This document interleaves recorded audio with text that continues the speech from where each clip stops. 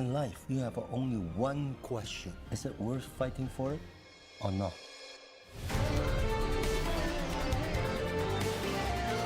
Let's make a Karate Kid. When you understand that, you'll be ready.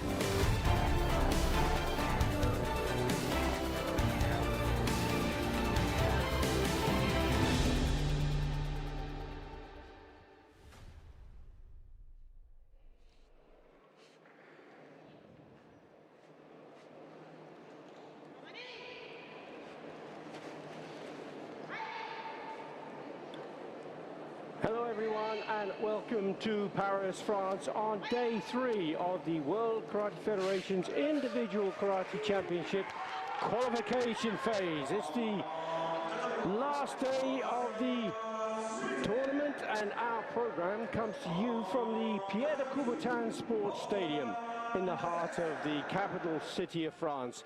And the program is live streamed on the World Karate Federation's YouTube channel and will cover all 4 tatami.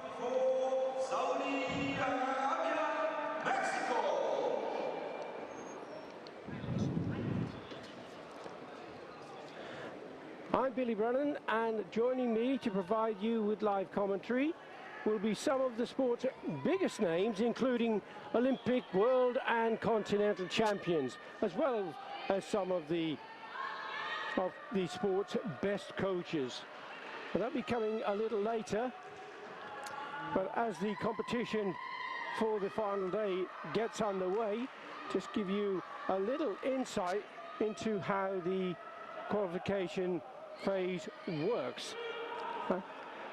Qualification process for the 2025 World Individual Karate Championships includes a combination of pre-qualified athletes and the qualification tournament. Pre-qualification was available through the previous individual World Senior Championships and the WKF World Ranking System. And the World Karate Federation has made a major step forward in changing the way the World Championships operate. So instead of having both team and individual in the one championships, now we have the World Cup for teams, and that was held last year. And this year it's for the individuals, and they will alternate every other year. So this is the first time also that there's been a round-robin system. Now there are 24 athletes that have already qualified on the road to Cairo in each of the categories. And the final qualification spots will be determined by the WKF tournament here in Paris. This is the qualification phase. Along with these athletes that qualify here, there will be 2 universality places, and that will ensure global representation.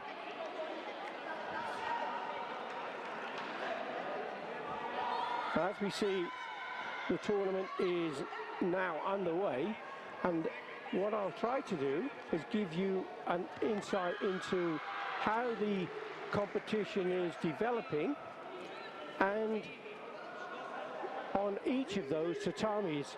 Now I know that the commentary will be coming to you across all 4 tatami, so please forgive me if it sounds a little strange to you, because this is an idea, a new project that the WKF are trying to implement that will see live stream for these events to take place, so you can keep up to speed with what's going on from one tatami to the next, and it gives you an opportunity then to decide which one you want to stay with, which tatami you want to stay with, or whether indeed you want to look at something different.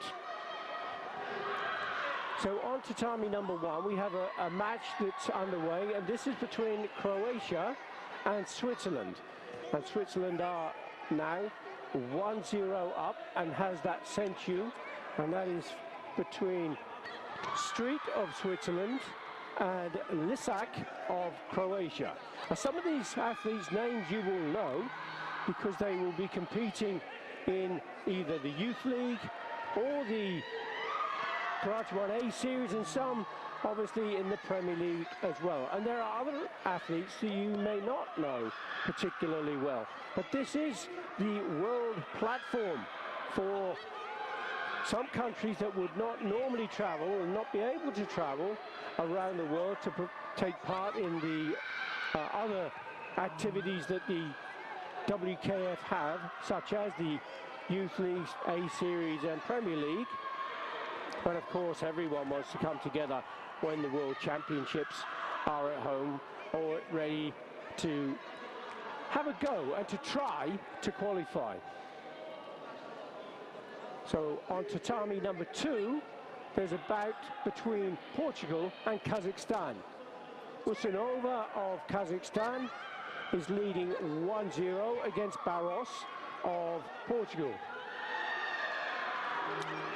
And we're in the female minus 55 kilogram.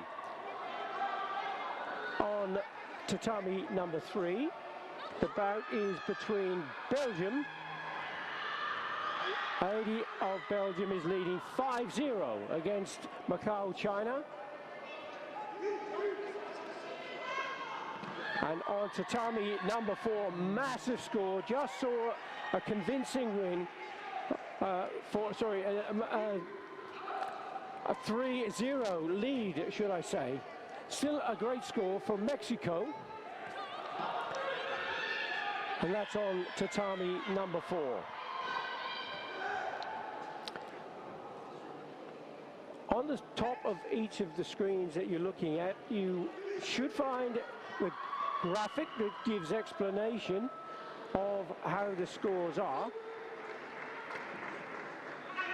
And that graphic will give you also the time of the bout, how the bout is progressing, what the score is, how many warnings there are, how many of those yellow cards that you can see, those yellow squares. They are either Chuis or Hansoku Chui or a Hansoku. So basically, if you're not completely familiar with the rules, there are 3 Chui. That would be 1, 2 or 3 yellow cards. The 4th one is a Hansoku Chui, and then they're getting perilously close to disqualification, and the last one is indeed Hansoku. So on tatami number 4, Korea is in the red colors. Yang of Korea is up against Azerbaijan's Sadigova. Match is only 25 or 30 seconds into it now, and it's a 0-0 score. Still 0-0 on tatami number 1, and that's the second bout. It's only 30 seconds coming up into that bout. It's between Kosovo and Macedonia. Oh, beg your pardon, Malaysia. And that is between Garavilla and Robert.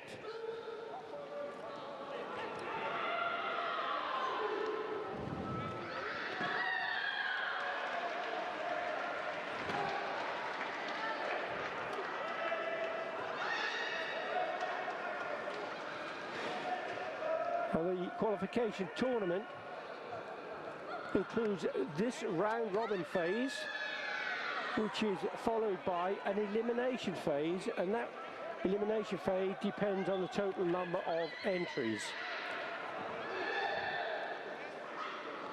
Now there's no seeding applied to the qualification tournament because most of the top seeds, the 24 top seeds, have already qualified for the individual World Championships. And in this competition, the draw will be without a ranking or standing criteria, and will have randomly assigned athletes to one of the groups. So at the draw, which was held on Friday last, the athletes were assigned their places in the groups, and they had no idea at that point who they would be facing. And whilst in the group, they will compete against each other, and only the top one of each group will go through. Now the round robin format consists of either 6, 8 or 12 groups with a minimum of 3 and a maximum of 6 athletes. Now depending on the number of participants, and there are 12 athletes that will compete in the elimination phase. If, for example, there are 12 groups, then only the very top athlete goes through. If there are groups of 6 or 8, then it'll either be the top 8 or the top 6 go through, then the next 4 places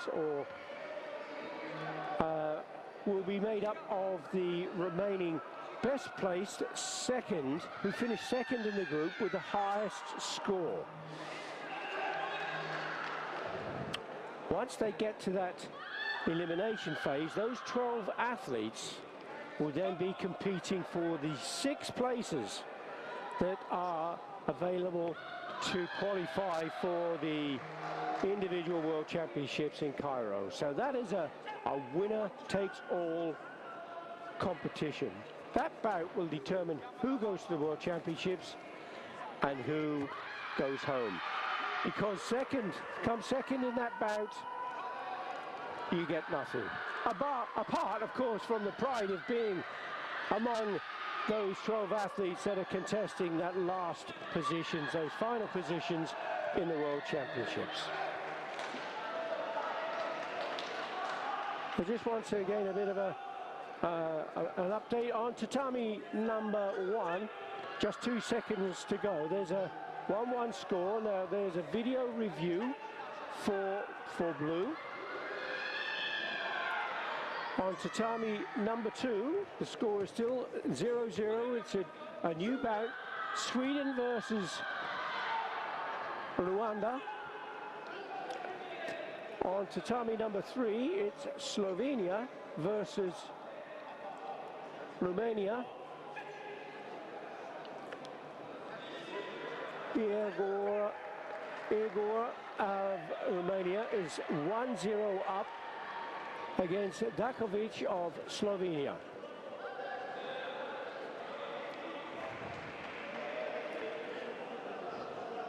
And as you see on tatami number 4, from time to time the leaderboard will pop up to give you an indication of how the athletes are progressing.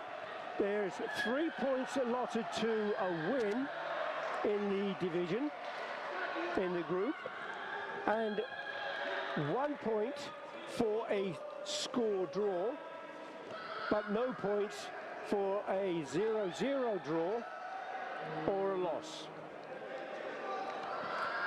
And at the end of the group phase, the athlete with the highest score is the one to qualify.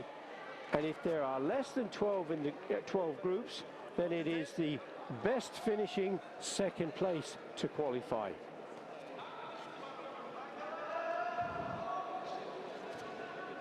And there's a great deal of information to digest, I understand, and I'll try and repeat some of that as we go through the day. And we will have our first guest commentator coming up a little later in the program.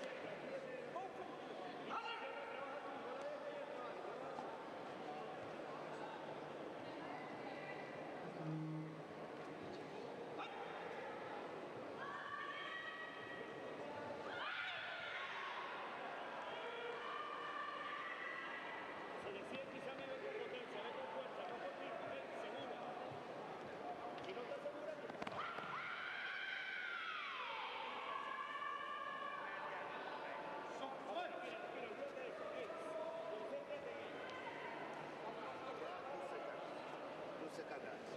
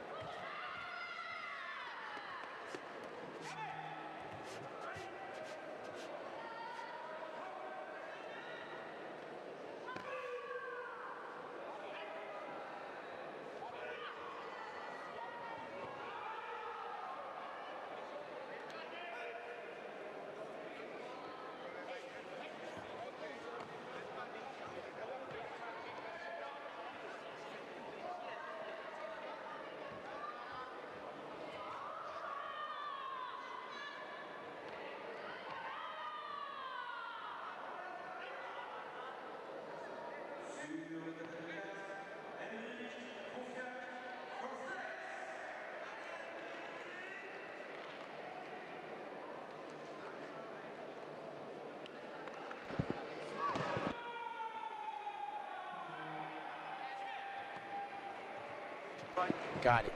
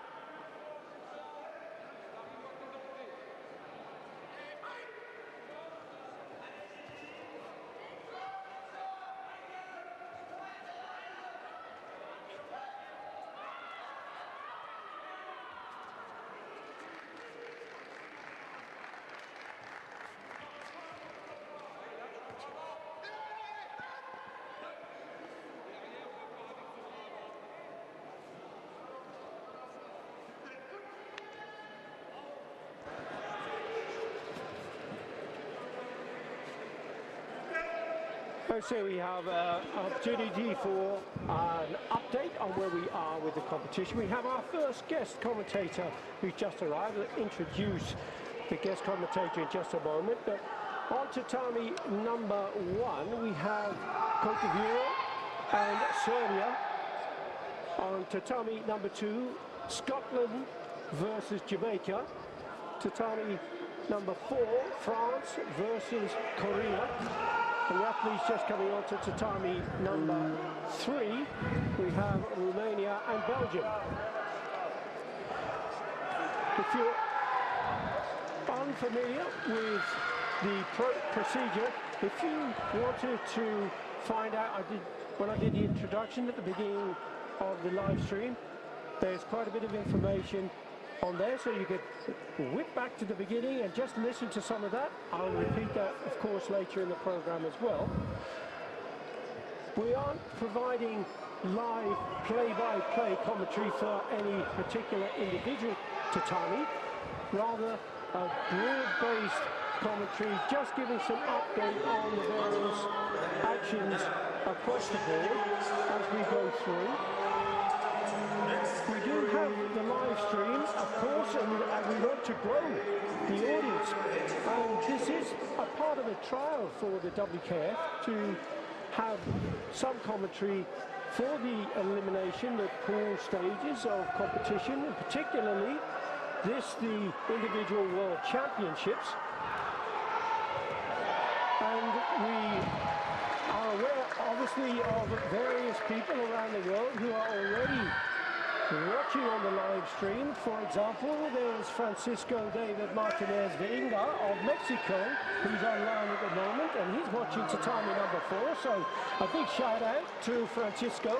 Francisco, if you have any questions for the guest commentator, please put it in the chat, and if we can give you the answers, we'll certainly do that. Similarly, we have Adnan, who's watching, and he's on tatami number 3. Tatami number 1, Musumi Pramanik. Musumi, welcome. Glad to see that you're online and watching us. Devon Delitha of Nepal. Nepal is a fantastic country. We've seen those flags flying in the competition, and I'm sure there's going to be a lot more moving forward. So that's the process that we're going through, basically to introduce our next guest commentator. Many people will be familiar with the work that he's doing at the moment. A former athlete, and now a coach, and from the United States, Cameron Madani, more popularly known now as Coach Cam. Yes. Great to see you here, Cameron. Thank you so much for having me. I'm, first of all, honored to be back on. We've had some pretty memorable experiences being together and watching some amazing matches and doing some commentary over some amazing matches. So thanks for having me back. I am very, very, very excited for this event. And my old category is going up right now as we speak. Well, that's one of the reasons I wanted to get you in here, because That's perfect. You don't often get a chance. Okay, you can't be sitting in the chair as a coach, Sure. but you can be giving your views on how your athletes are performing, and they're doing well. Most definitely. So far, yes, we're just coming up short, but I hope that our athlete in minus 84, Brian Buca, will be able to be our first one that can qualify through this event. We have 6 already qualified through the different phases already to this point, but we need, today is going to be a big day for us. And in your absence, you're not in the chair, but the head coach for the United States, is this Brody or yourself? Or Yes. do you work in tandem? No, we work together, obviously. All the coaches for the U.S. team are great right now. Our staff is working very, very functionally and supportively together. Now, Brody is our high performance director, but also a coach, so he's overseeing everything. He's the big boss, making sure everything is, the ship is steering in the right direction, and our job is to support that mission. And it's for the athletes to get the best results. Absolutely. Now, you've commentated with me before as a guest commentator, Cameron, and there is, of course, the match that was an outstanding one. Correct. Wasn't it? Yeah. Huge viewership on YouTube, isn't it? Mm-hmm. The score, phenomenal, was it? 15-13 in the end. Yeah, it was. I mean, first of all, what a venue, and it's coming around full circle because we're going to be back in Cairo Exactly. for the World Championship final, right? Final phase, and having that match be one of the most viewed matches of all time for karate itself. Us there, and then my mom being one of the center referee was pretty special. You know, it's pretty, And she's here. of She's course. here, She's yes. running the show. running one of the tatamis One of the over in tatamis at tatami Tatami, 4. very Yes. important cog in the WKF wheel, certainly from the refereeing point of view. Well, I appreciate And that. just your impression of the tournament and how it's running, what it looks like. Well, I think the format is special, right? And that whenever there's something that's special, it comes with some challenges as well, right? So having the different pools, between 8 in some categories and 12 pools in other categories, right? There's some, and then each one having fluctuating sizes between them, right? 3 all the way up to 5, you know, people in the same pool. It's a lot of fighting, a lot of challenges that come with that, and I think it's actually very good for our sport because now you're not just out after one match. Right, and if an athlete has a, you know, maybe not the best performance in one match, they still have the rest of the pool to work their way back up. But then those athletes that are dominant, you see it happen throughout the whole thing. And with the round robin system that we have now, and the expense of travel, right, you know, an athlete can come from one side of the world, and what was 3-minute bouts, they lose, and they're on the plane going Correct. back home. And some will find it embarrassing. Not that they should do, Right. because it's the sport, and in a knockout phase, that's the way it works. But some will go back, and people will say, "Oh, how did you do in the World Championship?" And they're going, "Oh, well." But in a round robin system, okay, they might not be firing on all cylinders right in the first match, but in the second match, maybe they come through, and that's the great thing about it, isn't it? right, no, and listen, our sport has I mean, you've said it time and time again, that our sport has so many things to highlight between different abilities, technicalities, but then also the athletes and their personalities, right? And more opportunities to show that is better. So I like this system a lot, and it gives, I talked about it on the WKF podcast, this is it gives the opportunity for athletes that are not in the Premier League system yet or in the Premier League circuit yet to have a taste for that round robin, right? That pool play, working out type system. I referred with one of the other commentators, Douglas Bruce, who is a guest commentator yesterday, that amazing three-time world champion. Yeah, great guy. We're talking about a kind of conveyor belt and the youth, the grassroots, the national competitions, the youth league, international league, the A series, the Premier Leagues. It's this kind of continuum, this journey that everybody sets off on. And that belt is continually running until you get to the very top, which is now the World Championships. The World Games has been quite recent in China. Right. And that was an incredible event. What an amazing event. Yeah, I mean, the different games events that surround our sport are already special. Hopefully back to the Olympic Games soon. 2032 in Brisbane. That's our shot, aim, right? Right. America, though, USA 2028. I know. We just came up a little short, and I mean, right? It comes down to the country and their preferences as well, and a lot of things that we don't know about. But there's a lot of great things happening, and our sport is evolving in a great way. That conveyor belt that you just mentioned is a perfect model for what's going to get us back to that Olympic stage, I think. And it wasn't there before. Before, you qualified for the national team, and you had your continental event and World Championships, and that was it. It was just those two events for the junior and senior level, and that's it. But now you have all these opportunities to travel, compete, work, and go from there. I mean, you can look at it. It's incremental almost, isn't it? It's like almost like a ladder. Right. But the rungs of the ladder are closer together. That makes it easier to get up. I like that analogy. You know? If the rungs of the ladder are too far apart, you can't reach the next one. Right, or at least even see it, right? Yes.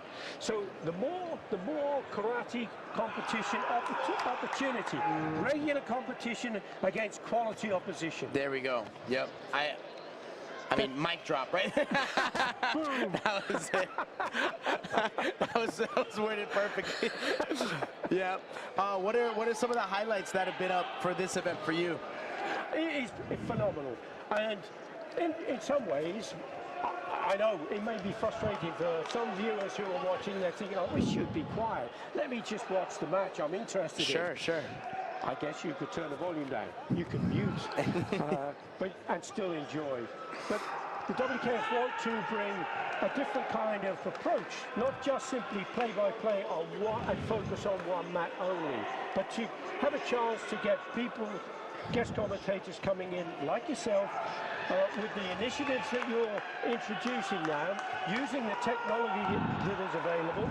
You've got a really good Instagram and TikTok format that you're now putting together as Coach Cam. Yes. You were just on the podcast with Mitchell Durham. Right.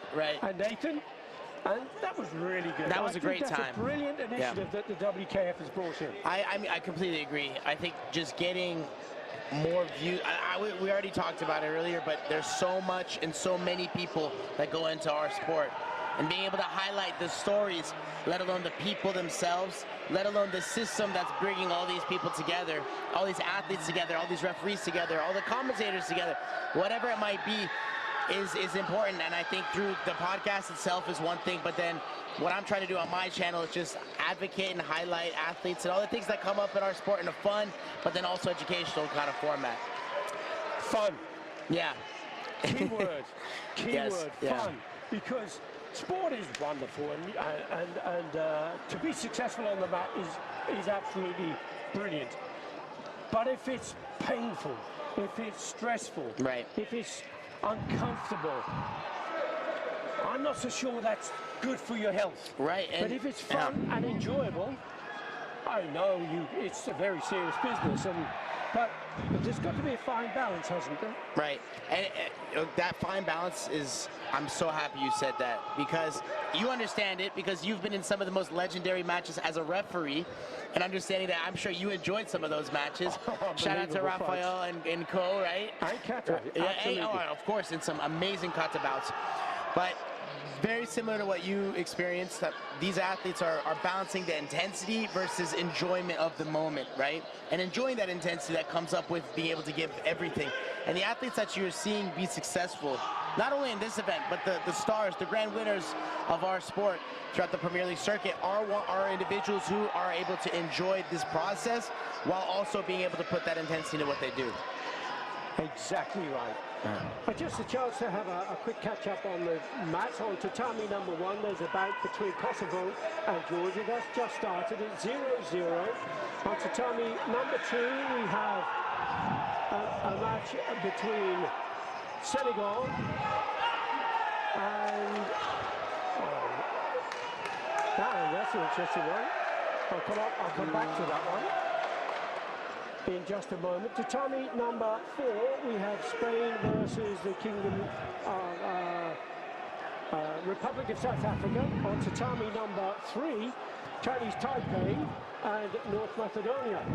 So there's plenty of action going on the match. Scores 3-0. Kosovo just come back in now on tatami number 1. 2 minutes 22 seconds on the clock. Chinese Taipei and North Macedonia still drawing on tatami number 2.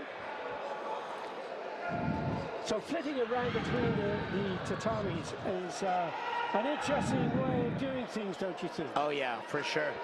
And I'm actually really happy with this format as well because there's a lot of action. And highlighting just one tatami would not be fair. It would not do justice to these athletes, you know.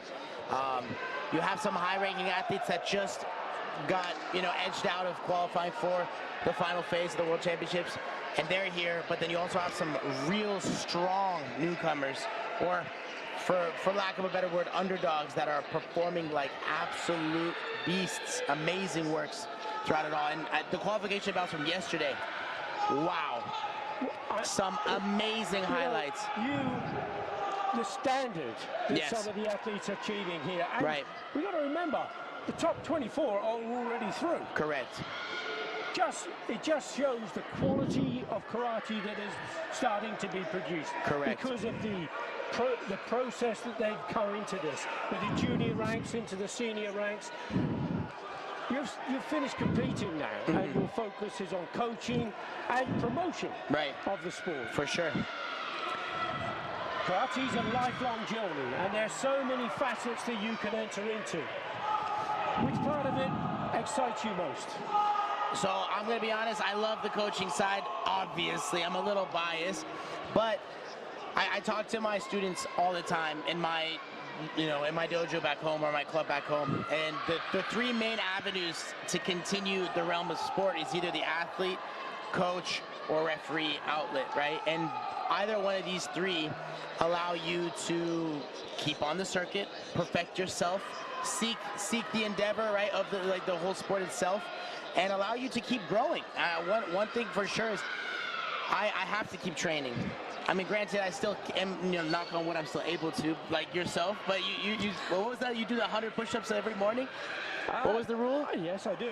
There you go. You see? And I have done for the last 40 years. 40 years. I'm trying to be like Billy. Every day. 200 squats, 100 push-ups. 100 push-ups. You see? There's a challenge for everyone. There we go. Everybody's got to get the challenge, right? My dad was mentioning that to me.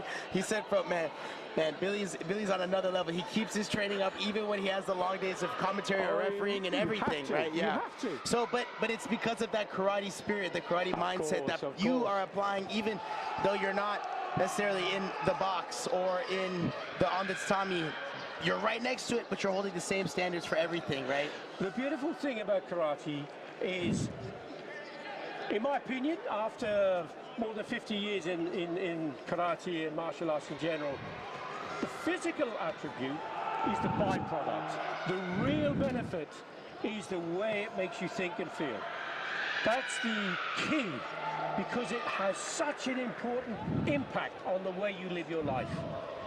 So that's the trick. That's the trick. Kick and punch is good. I'm right. I'm completely with you. Yeah. How you think when the proverbial hits the fan, you dig deep and you call on that martial arts spirit, right, to help you through bad times. Oh yeah, all the different times, right? And that's Can we? Is there another mic drop? Okay. You worded it so perfectly. Hey, listen, this is not about me. No, It's for about sure. you, We're here and it's about together. these We're athletes on the enjoying mat. this amazing event, and I mean some amazing bouts.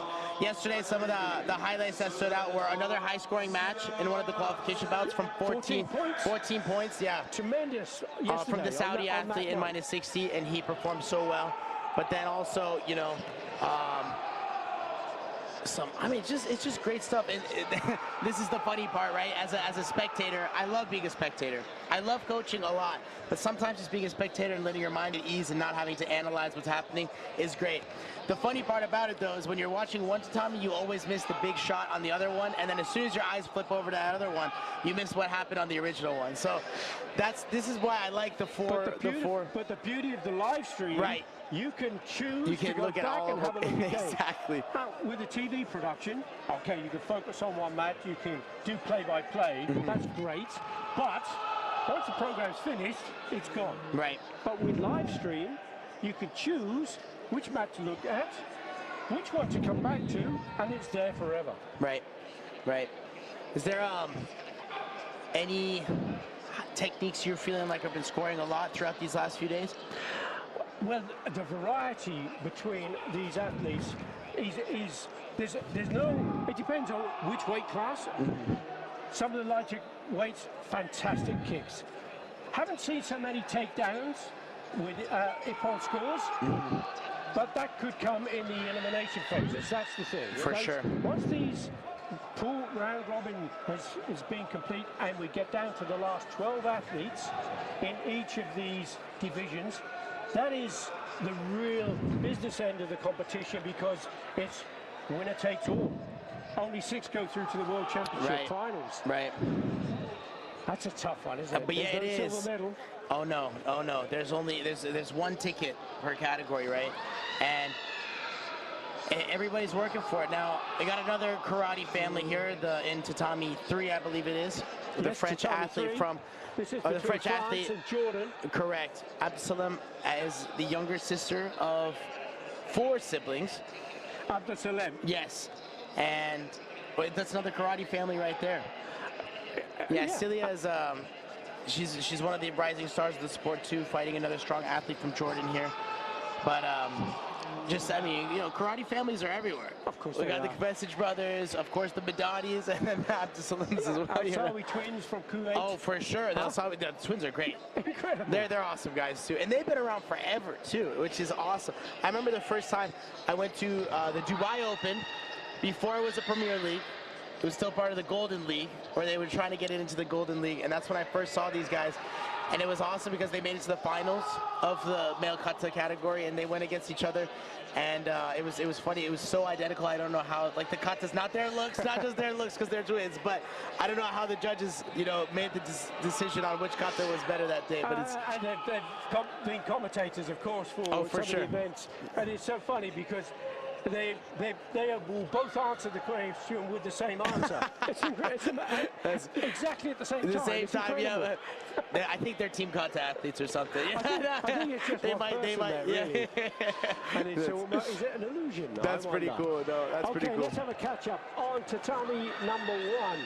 We have Georgia versus Kosovo, and Jakub Azdani is leading 3-0 on tatami number 1. On tatami number 2, it's Azerbaijan and Romania. And that score is 3-2 in favor of Turgut Hazanov of Azerbaijan. On tatami number 3, France versus Jordan. And it is Celia Abdesalem who's leading 1-0 on tatami number 3 with 27 seconds still to go. Tatami number 4 is England's Ashton Patrick, and she's up against a Venezuelan, Alexander Vasquez Nieto, and that is a 1-0 lead for Ashton Patrick with the century advantage. Now that's completely wrong. I beg your pardon. hard because the graphic I've been given is for the male Kumite minus 84 kilogram. That's not good, is it? This Just is a little not switch bad. up. I think they're updating right now, Yeah, but they've changed it over now, haven't they? But there we go. 1 minute 27 seconds. England versus Venezuela. That's on tatami number 4.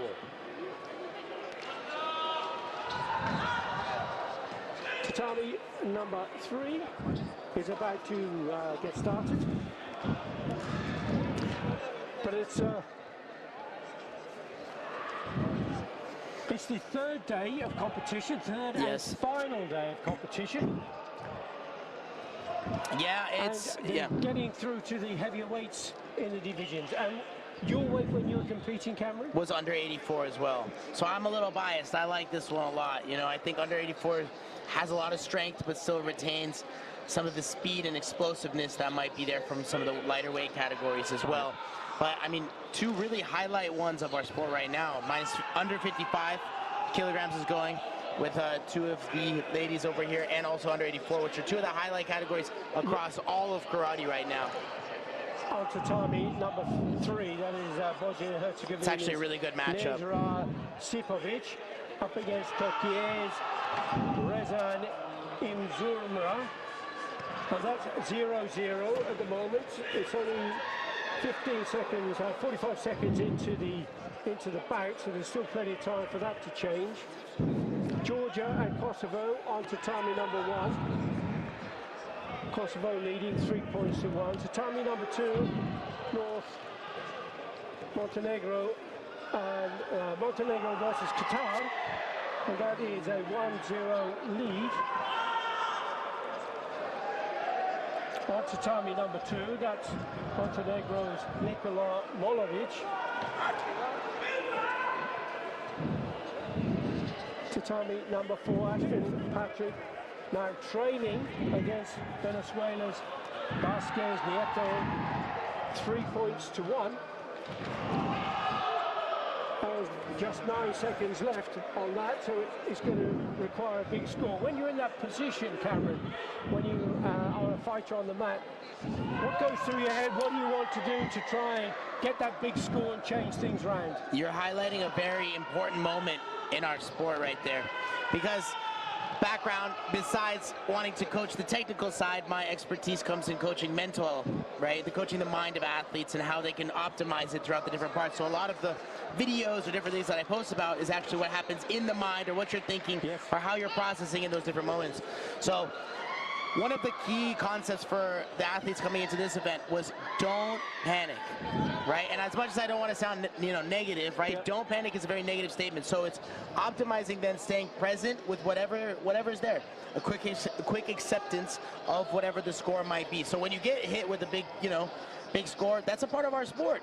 A lot of athletes go into that panic mode. Yeah, exactly. But that's part of our sport. You can score 3 points just as much as you can get 3 points scored on you.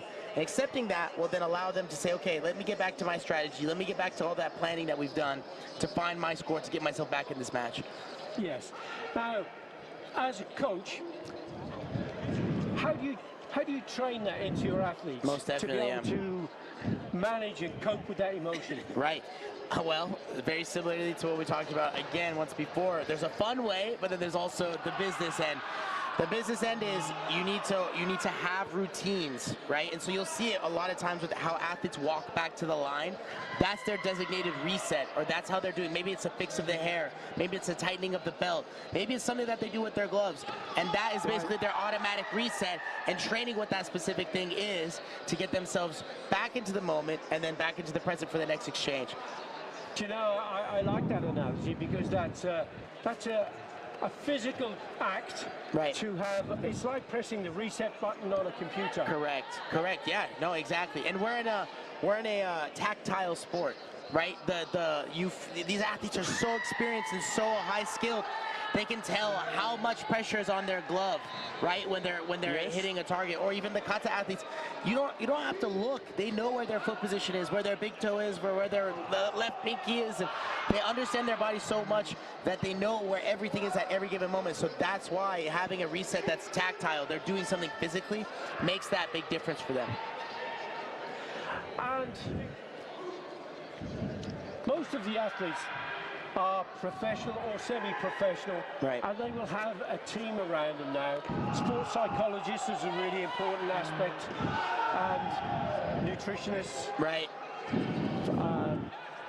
Have the, you know, their physiotherapists and Right. the whole team. Right. It's not just the athlete. They have to have that kind of entourage around to make that work. And how do you recruit people into that position? Yeah, so some teams have those people for them already preset, but you know, the U.S., as we were like on the Olympic cycle, had some key players in that whole role, but then a lot of times I have to find them on my own, and it comes down to what you can use and what you need for what resources you have. So I was lucky enough to find, for example, one physio who was a chiro, a physio, and a PT in one. Wow. Right, but then now I notice that that's a challenge for a lot of other athletes, and that's why I'm putting out this content that I am now, right? Like, nobody really talks, or it's hard to find a lot of people that you can talk to about how to process things mentally, right? Yes. And I want to be able to give that resource for all athletes, because the mind is the one thing that goes everywhere with us. Even when we're sleeping, the mind is still Yeah, processing, absolutely. working, and all of the energy that's being put in is important to be able to process. And going back to what I was talking about before, the fun side of it too is important, right? And processing these things as a fun way. So in one of the training camps I had recently, we did like a skit basically, and have the athletes play through, well, what if you just got cracked and hit really hard and you had to go see the doctor in the middle of a match? Okay. How are you going to reset yourself in that moment?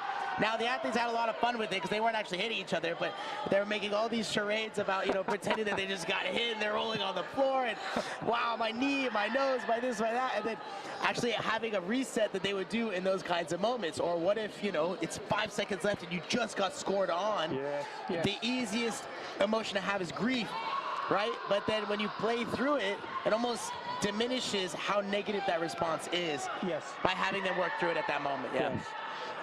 So there's a form of mental rehearsal Right. with this, developing these scenarios in your mind. Just a point on your team. Okay. I guess the answer would be, well, it depends on how they're successful on the mat. But the question would be, how do you measure the effectiveness Yeah. of a psychologist? Right. Right. How do you know Wow, yeah. whether that is working? Do we have another 3 hours? Right, yeah, You know? Well, I'll tell you right now, the initial or quickest answer to that is, let's see how they do here. Yeah, on the mat. And like, if we've been prepping their mind for this event, let's see how they do here. The second variation of that, right? Because everybody can have a bad day. Of course. And sometimes, let's be honest, you And just the- get and beat. sometimes the other person's just better. You just lose. You know, Yeah, that's what that's sports sport. are. That's where we're at. And so if we can look at both of those, and the athlete can come off the mat and genuinely say that everything that they had in them was exerted on the mat, all the effort, all the tactics, all the energy, and they were there for the whole 3 minutes, or in this case, throughout their different rounds, you know, 9, 12 minutes between their different bouts, then you know you're working in the right direction. Yes, absolutely. You know you're working in the right direction. And debrief is an important Oh, phase. wow. Another 3 hours right there, yes. I couldn't agree more.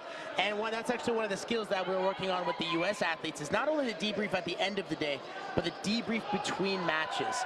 Yes. We were back in this same venue in January, and from January until now, I've been working on a structure for these athletes to come up with strong resets between their matches as well. And so that debrief is not at the point where I'm holding on to all the things that happened from my previous match into my next. Or, you know, like a lot, you know, sometimes, and I was in that spot myself. I can confidently say I lost at a Premier League to the point where my third match, I knew I wasn't getting out of the pool. Right? Okay. But you still have to go fight another match. Yes. How are you going to approach that, right? What are the things you're going to do? What way do you want to approach that? How you know you're not getting out? Are you going to be someone that gives up in that moment? Or are you going to be someone that's rising to the occasion and says, hey, I have the opportunity to have another match at this level with these athletes, with these competitors. I'm going to take advantage of that and finish out the way I want. Now here's a thought that you just triggered in my mind. you are now going into your last match, and you know that you're not going to get out of the pool. Right. That's going to affect your commitment and performance. For sure. But if your opponent is going into that match knowing you can't come out of that pool, and that determines whether they go through or not. Right. That's an interesting. Oh, you're talking about the psychology of our sport, right? And then, you know, the referees that go into it too. We got to give them a lot of credit as well. And the thoughts that go between, you know, behind protests and even the challenges of the long days, right? Yeah. And maybe there was one. Oh man, as a coach, I can tell you this is a real one too. Before getting back to that same point you made, right? Like I see a punch and I'm like, oh, should I have VR'd that? Should I have not VR'd that? Or any technique, right? And it's the same thing that's this 3 minutes that you watch on the live stream for any of these tatamis is an execution of pure psychological chess between everybody that's involved in that 3 minute bout. And so with those moments that you mentioned, right, like, you know, there's an athlete that's not making out, another athlete that determines their moment, right? Some people might just give up. The thing that I work with my athletes on is, who are you as a person? It needs to portray in that moment. Are you the kind of person that says, I'm going to rise to the occasion? Are you the kind of person that says, I'm just here to enjoy it then and give my best performance? What are you looking at there to make sure you have the best abilities in that moment so you can get the best performance? But this is a very common thing for us, right? Yes, It's a very common thing, you know, as you go through it. Did you ever feel like there was a hard part in the referee cycle with your thought process of it all? Oh, I think if you're taking part in sport, it doesn't always go the way you hope it to go. Sure. You would imagine it does. What is important though is when referees will make mistakes because they're humans, they're not robots. Right. And that's understandable. But it is trying to avoid repeating the mistake, to learn from the experience, to understand how to control that emotion. And these referees are professional. There's a ranking system with the referees now that means these are the best of the referees. Correct. They can't just decide to rock up to an event like this and just hop on, and maybe they haven't done many matches. Those days are long gone. Right. Now these referees have to do the A series, they have to do the Premier Leagues, they have to do the Continental Championships to make them the best they can be and to rise up the ranking of the referee program. And that's why they are all so incredibly good. They will make mistakes, some, from time to time. Everybody will make a mistake eventually, but the better you get, the fewer mistakes you make. Correct. And that's... Can I just ask you a question? Most definitely. Because this is, we have Armin Rahman, who's watching tatami #1. He believes the best athlete at the moment is Al Jafari, the best fighter. Oh man, he's gonna start a debate right there. No, Al Jafari is an exceptional fighter. Oh, quite an exceptional. But putting US fighters aside, Okay. who is your inspiration on the tatami, and who would you tell your athletes to look at this person, male or female, kata or kumite? They're the ones you need to focus on. Yeah, I mean, that's a hard question. Directly, you know, the faces of karate are, I mean, again, I'm biased, I know that. I'm going to be honest about it, but in -84, we have some pretty star individuals between Muhammad Al Jafari and Yusuf Badawi, right? The Egyptian cast right now, if you will, between Abdullah in -75, Yusuf in -84, and then Taha in +84. Those three are special in their own right. And I'm honest to God, you could go through the whole array of different categories. But isn't that wonderful that you could do that? Right, Because and there's someone special. Oh my athletes gosh, in and all divisions. the female athletes are special too. I mean, obviously, again, I know I'm biased. At -55, Trinity is an absolute weapon on the mat and someone that a lot of young athletes look up to. But this event itself brings a lot of great talent and great athletes as well in that regard. On tatami 2, you know, a very strong matchup in Juan Macedo from Uruguay versus the Belgian athlete here. And Walid is very good, man. You cannot count him out at any point in time. He's gonna find a way to try and be successful.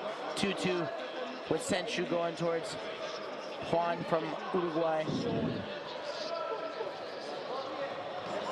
All the way through. Oh man, what a body kick there on Tatami too. That's awesome. Now I know we're not supposed to get play-by-play, but that match caught my eye. That match caught my eye. Well, no, it's not that we shouldn't do play-by-play, because when the opportunity arises. Right. But if we focus on one match and someone's watching another one, that can be a bit. It's a little challenging. Not impossible. But it's interesting that you can flit across the various tatamis just to find out what's going on and who's competing. For example, on tatami number 2 now we have Uruguay and Belgium.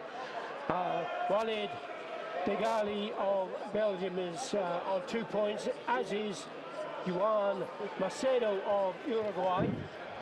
2-2 the score at the moment, but the Senchu lies with Macedo of Uruguay. Tatami number 3 is the match between Finland and Latvia. Alexander Overanian of Latvia, no score in that bout. And on tatami number 4, a match between Iceland and the Republic of Korea. Iceland leading 3-0. Obviously, it has the century advantage to go with that. That's Hugh Haldorsson of Iceland. And there's 2 minutes 29 seconds on that match. Tatami number 3, Latvia versus Finland. No score. Coming up to the halfway stage in that particular bout.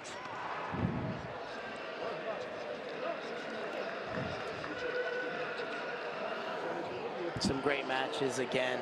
You know, everybody's fighting for that last spot. So, you know, maybe the excitement of this one, this event could be on par with or just above of the World Championship, you know, the final phase. Because everybody's fighting for that final spot, right? So the hunger and the drive is on another level. And once we get to the final 32, it also will be round robin. Oh, yeah, true. And then they'll have to get out of the pool to get into the brackets. And then ultimately to get into the medals.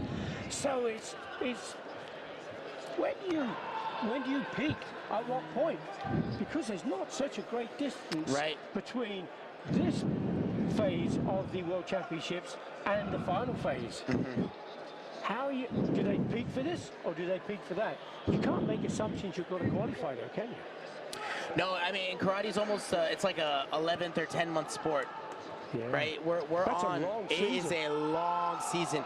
A lot of people think that because the Premier League circuit is, you know, within the first 6 to 7 months, that it stops there and then everybody's just resting and having a good time. But a lot of times athletes are in extra camps or they're trying to find extra competitions to go to keep that match feeling and that experience level at a high so that they can peak for a second time right here or right now, basically between this event and then the World Championships. But a lot of times we call it the minimal peak. So you peak for your event that you're working towards. You have this rapid recovery time of 24 or all the way up to 72 hours, and then they're right back to trying to find another minuscule peak. And that way your body's not over fatiguing. But then they're able to make those progressions throughout the whole year as opposed to, all right, I'm going to peak for this one tournament and then I'm done after that, right? Because you have trial events, right? This is a trial event for the final phase of the World Championships.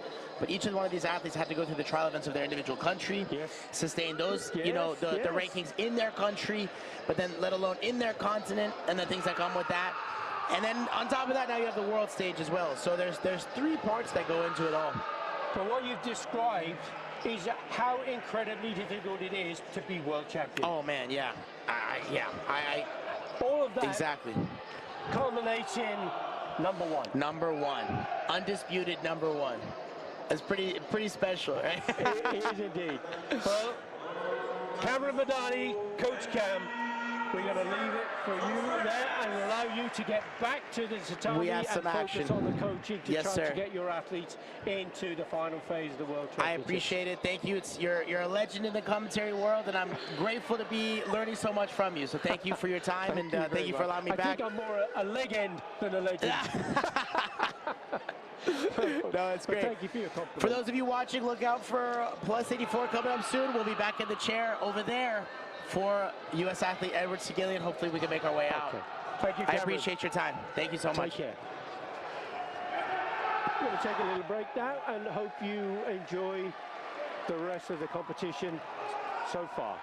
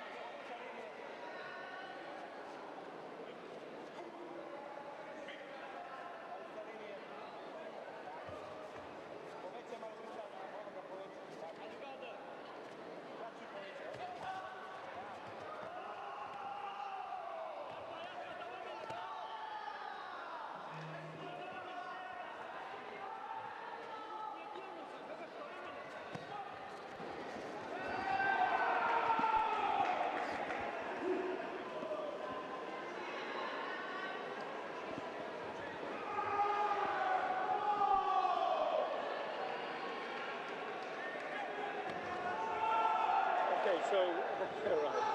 So this is what I have. Yep. Normally, for the World Games or the Olympic Games, I have what is called a CIS system, which is a commentator's information system. And then I can drill down to all sorts of information about athletes and the best the WKF has is their website, which is okay to a fashion, as long as it's kept up to date. Right here we have four screens.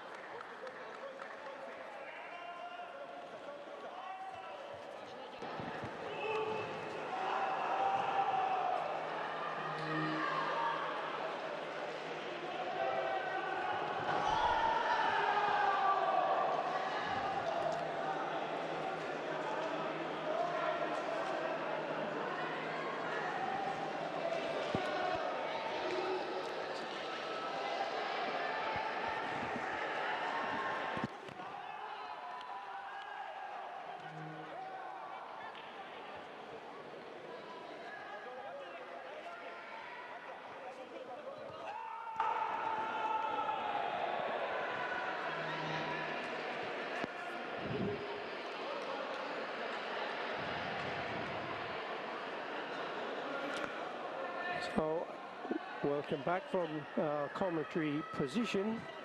We're in the Pierre de Coubertin Stadium for the qualification tournament of the individual World Karate Championships that are going to be taking place in Cairo in Egypt.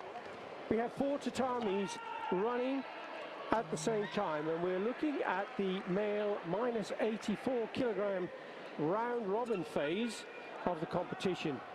There are 12 group pools in this phase, and each one of those pools or groups, which are referred to as, only the winner from each of the groups will go through, and they'll go through to the elimination phase, at which point only that elimination bout will produce the 6 winners that will in fact qualify to go to Cairo for the individual World Championship finals, and that will be for the top 32. So there are 24 athletes already qualified through the ranking system in the 4 previous World Championships, and there are another 6 places that will be determined here in Paris, and then the final 2 places will be the universality positions to produce the global representation that the sport of karate is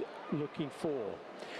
So on the mat, we can see that there's, if you will be choosing to look at either tatami 1, 2, 3, or 4, but the commentary and our voices will be heard across all 4 tatami. So you can choose to listen to what we have to say, or if you rather prefer to focus on your mat, perhaps you can turn the sound down or even mute us. But I've got a guest commentator with me now that is going to give you some really interesting insight into how the referees are operating and selected. And that guest commentator is from the United States, very experienced referee, William Gutch. Welcome. Thank you. It's an honor to be a part of this. Thanks for having me. William, we've pulled you off the mat. We had permission from Javier Escalante, the world chief referee, for you to spare a few moments or a few minutes to talk about the referees in the World Karate Federation. How I'd like to know how you become a referee, what makes you want to be a referee, what is the process, and if anybody's interested, how maybe they could follow your footsteps. So, first of all, tell me a little bit about you and tell viewers your experience. I know you were a competitor until fairly recently as well. Yes, exactly. So my background is as a kata athlete, part of the U.S. team for many years, Shotokan stylist. And I think that lends itself into the story of my journey as a referee as well. I started refereeing just about 20 years ago. I got my very first national license. I got my first international license 15 years ago. And what's interesting and unique is I was able to be an elite athlete and compete at the highest levels, but also participate and grow my referee career, advance through the licensing programs nationally, continentally, of course, now at the world level. Excellent. What I might say is some of these athletes, though, they're either semi-professional or they are completely professional. It must be so difficult to compete, and all that is required for that determination and focus, and also to try to develop a referee career as well. How do you manage that time? You know, it's something I've always kind of loved doing, is just being very busy, and I think that's what it comes down to, is the referees that are participating at the highest levels, they are professional, semi-professional, the same way the athletes are professional, semi-professional. So balancing the two challenges, of course, you know, not always a lot of free time available, but a lot of the training that you do as an athlete helps you as a referee as well. And I think that's why you see so many of our great referees are former athletes. And I guess you don't have to be a former athlete, but it must help, mustn't it? If you know what it's like to be hit, you know what it feels like on the mat as a kata player. Yes. There is certainly a different feeling when you have participated, you know, as a Kumite competitor. You don't have to, you know, develop the understanding, the feeling of the competition, of the fight. You're able to just mold as a member of what's going on there. And the same thing for kata as well. You just inherently understand a little bit more. Okay, now, I really want to hear what you've got to say, William, but we have a change of the division, so we need to just focus over here for a couple of moments and allow the athletes to be introduced onto the tatami, ready to start the competition. And as there's been the formal bow and leaving the tatami, that gives us a chance to once again come back to the information you've got to share with us. So, are you a double A? Yes, yes. I've been a double A now for 2 years. No, I made that reference to double A because I know, having been a double A referee myself, but if you don't know karate or you don't know the process for referees, qualifications, can you explain what a double A actually means? Yes, yes. So the double A, the referee, the Kumite referee A license, along with the kata judge A license, those are both the highest licenses you can have as a WKF referee. Every year, there are certain events you have to go to in order to take your examinations. Here in Paris is one of the events, and so many referees have been here now for 10, 11 days going through their evaluations. The first WKF license you receive is generally at a youth league event. Earlier this year it was in Fujairah, and that's where anybody trying to get their introductory WKF license would go. Once you have your Judge B licenses in either kata or kumite, then you can go to the other events, which is usually at a World Championship event like here in Paris. And so you work through those levels one by one. In kata, there are 4 levels. I'm sorry, 2 levels in kata, and in kumite, there are 4 levels. But that applies to continental level and to WKF, doesn't it? Absolutely, absolutely. Continental here in the PKF, we have 3 kata levels and 5 kumite levels. What sort of period would you say from the starting an international career to get to a double A license? Well, so every country is going to be a little different in terms of their requirements and whether or not they mandate the Continental Federation and how far through the Continental they have to go. But in general, most officials who get to this level, if they get to the double A license, it is 10 plus years of officiating experience. That's a huge commitment, isn't it? Yes, yes. And the cost associated with that, does the federation help you? So every federation will be a little different, but by and large, most of the referees and most of my colleagues are self-funded to a significant degree. So you have to have deep pockets as a referee. Yeah, that is true, and a lot of time as well. And you have to have understanding families. Very much so, very much so. Big commitment, isn't it? Yes, and I'm lucky enough that I get to bring my wife to a couple of these trips to have fun, enjoy ourselves, and so while I'm here at the event, she is experiencing all that Paris has to offer. Does she practice karate? She never did, she never did. She's a former elite athlete as a gymnast. Which made her quite an important coach when I was competing as a kata athlete. She was, always pushing me, always supporting me as a wife, but also she was with me in the dojo. And what is her name? Her name is Alexis. Well, fantastic, Alexis. Absolutely brilliant that you're giving the support to William. And it does take a team, doesn't it? Absolutely. Absolutely. As an athlete, you need support around you, but also as a coach or as a referee. These referees, now the WKF has a ranking system, doesn't it? Mm-hmm. So you can't just simply come to this event and expect to take part. Absolutely. Once you get to that double A level, every event you go to, you receive an evaluation. You receive points, just like the athletes who are competing. They receive points for their participation.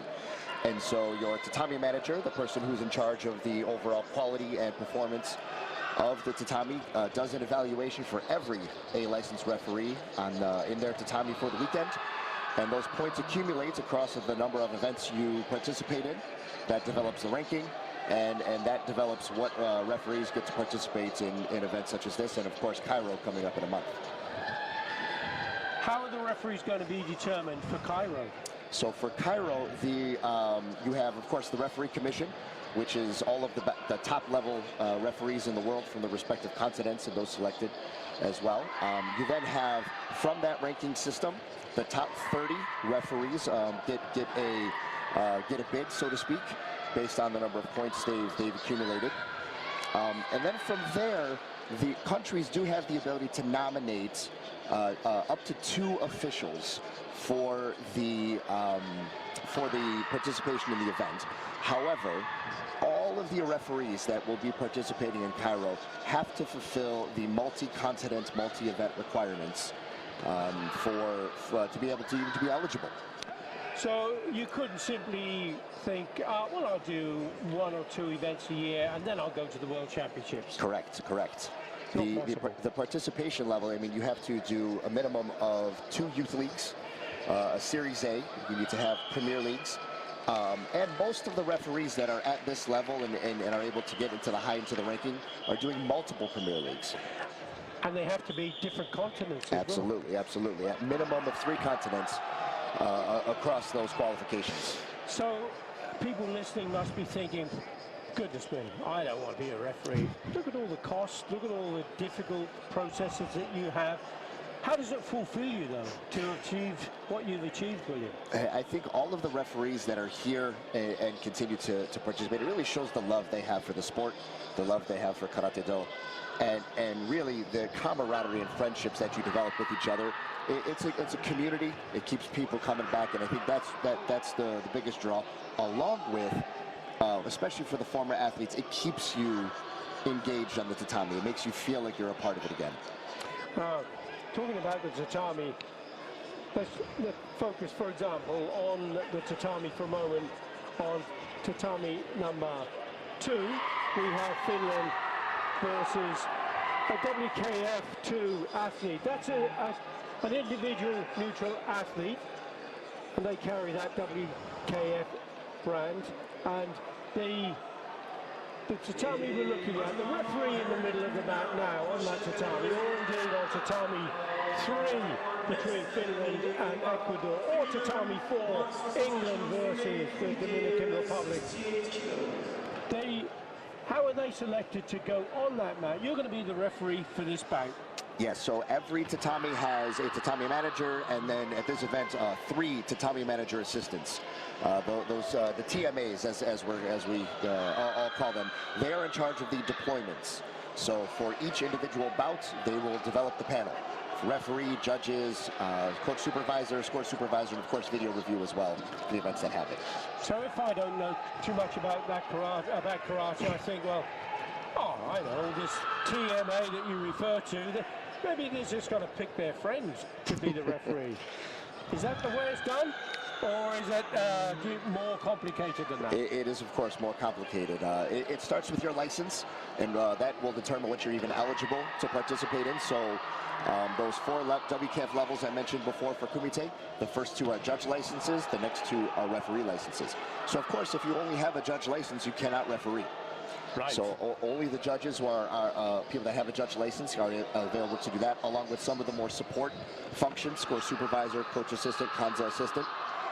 But the referee licenses, that gives you the ability to be a referee.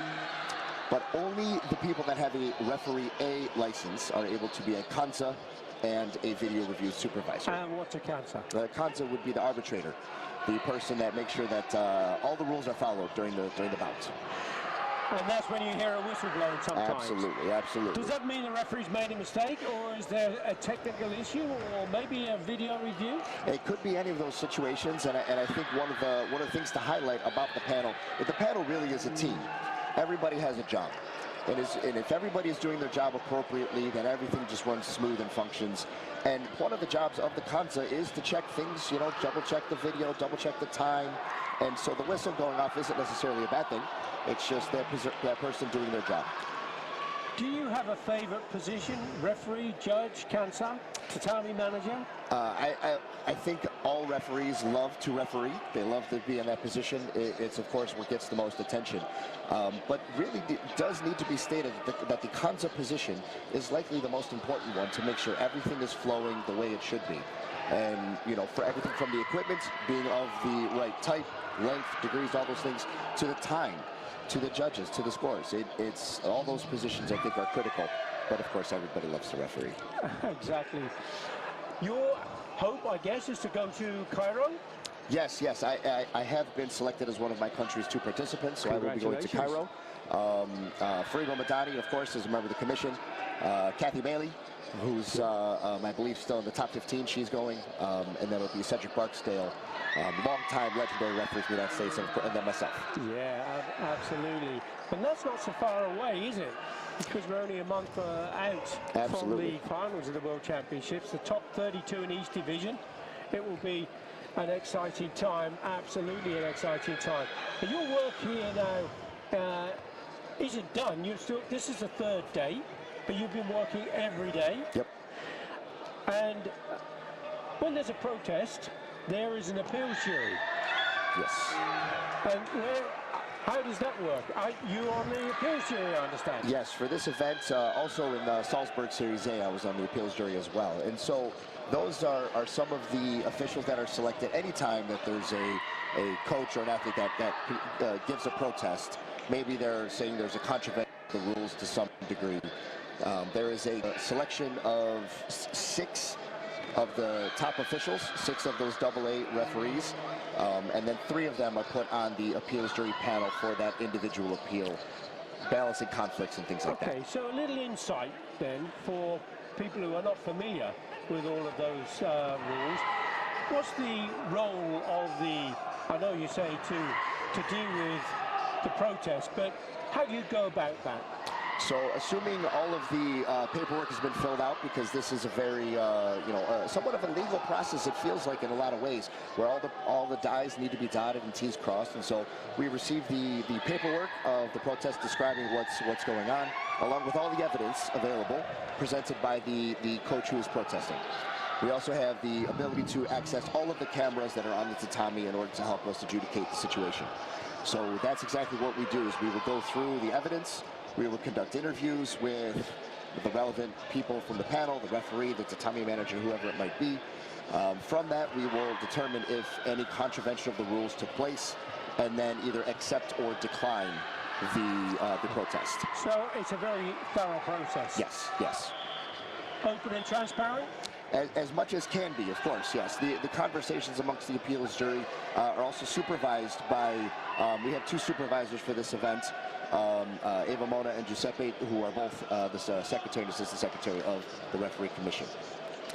Wow. It's quite an industry, isn't it? Yes, it is. Yes, it is. But a very important part, because the athletes on the tatami have worked so hard to get the entry through their national federation, to be the only one to represent their country with a chance to go to the World Championships. 546 athletes started out. We are in day 3. They're being eliminated down through the process of the elimination phase to only the top 6 to go through.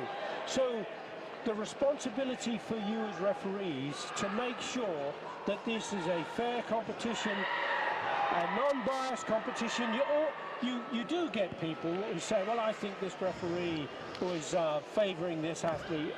And it's always going to be that in the minds of people, particularly when their athlete lost out. Or I felt that should have been a point and it didn't get a score.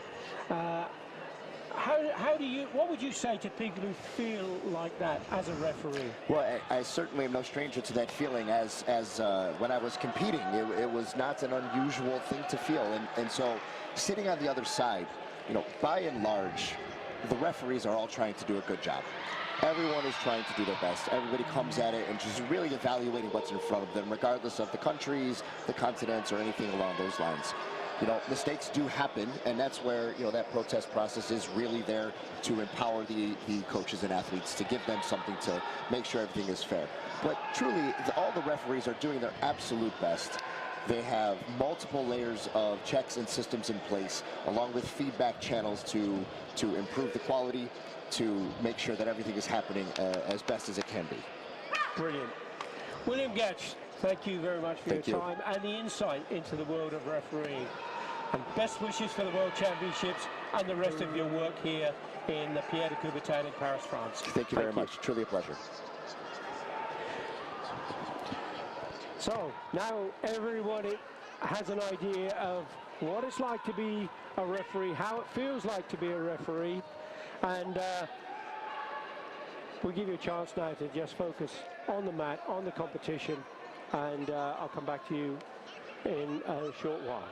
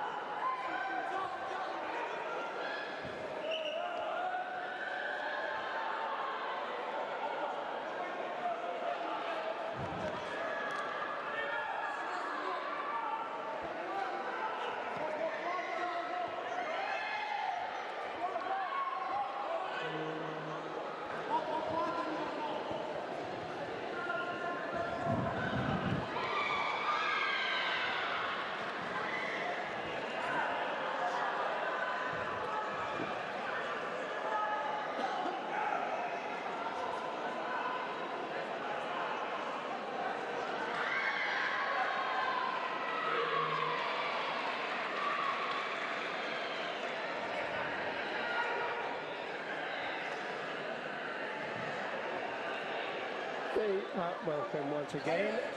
I'm Billy Brennan, and we have our next guest commentator and a former World Games gold medalist, junior world champion, and also a world senior silver medalist in Paris-Bercy, now retired as an athlete, but still very much involved in karate around the world, particularly with one of the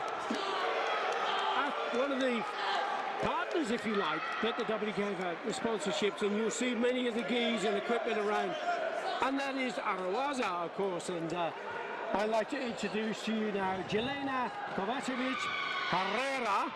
Hi, hello, I'm Jelena Kovacevic Herrera. Excuse my pronunciation. You did it really, really good. Now, Jelena, welcome.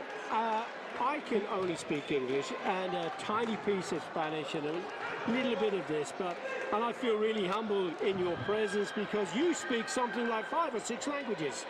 Actually, yes, I can talk, and I'm fluent, let's say, with Russian, German, more and more with Spanish, and my English is getting better every day.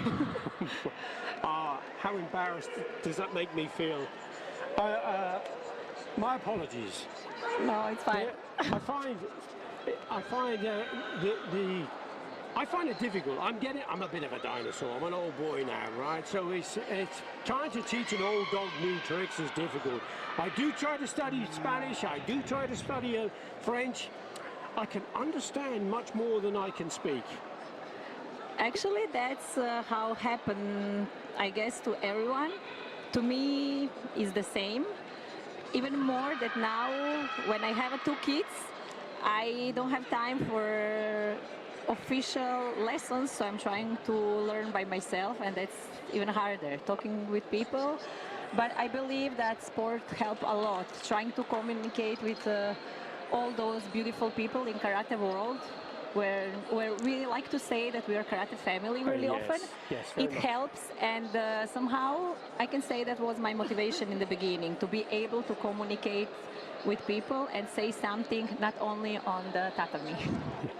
And talking of the tatami, do you miss the tatami, competing? A lot. My husband convinced me to come this year to watch the qualification tournament for the individual world championship, and I'm really happy because it's almost, I don't know, 7-8 years that I had opportunity to be and watch tournament in the venue, so I'm really happy to be able to make this trip. And you represent the Croatian national team? Actually, I came as a distributor of Arawaza brand, and I'm happy to see many athletes using that brand that I consider the best one, of course. Well, that's the plug for the brand. Well, I use it as an athlete, so now when I work with Arawaza, I'm happy because it's something that I really believe it's a good quality and a nice cut. Okay. So that's one of the reasons to be here, the same as to watch and see everything new that is coming in karate world. On that topic of new, when you were competing in Paris-Bercy, in the World Games, in the World Combat Games, you have a very, very successful career. when you were competing. There's been lots of changes. We now have a judge, we have the clicker system in karate, it was the flag system then, and there were 2 judges, then there were 3 judges.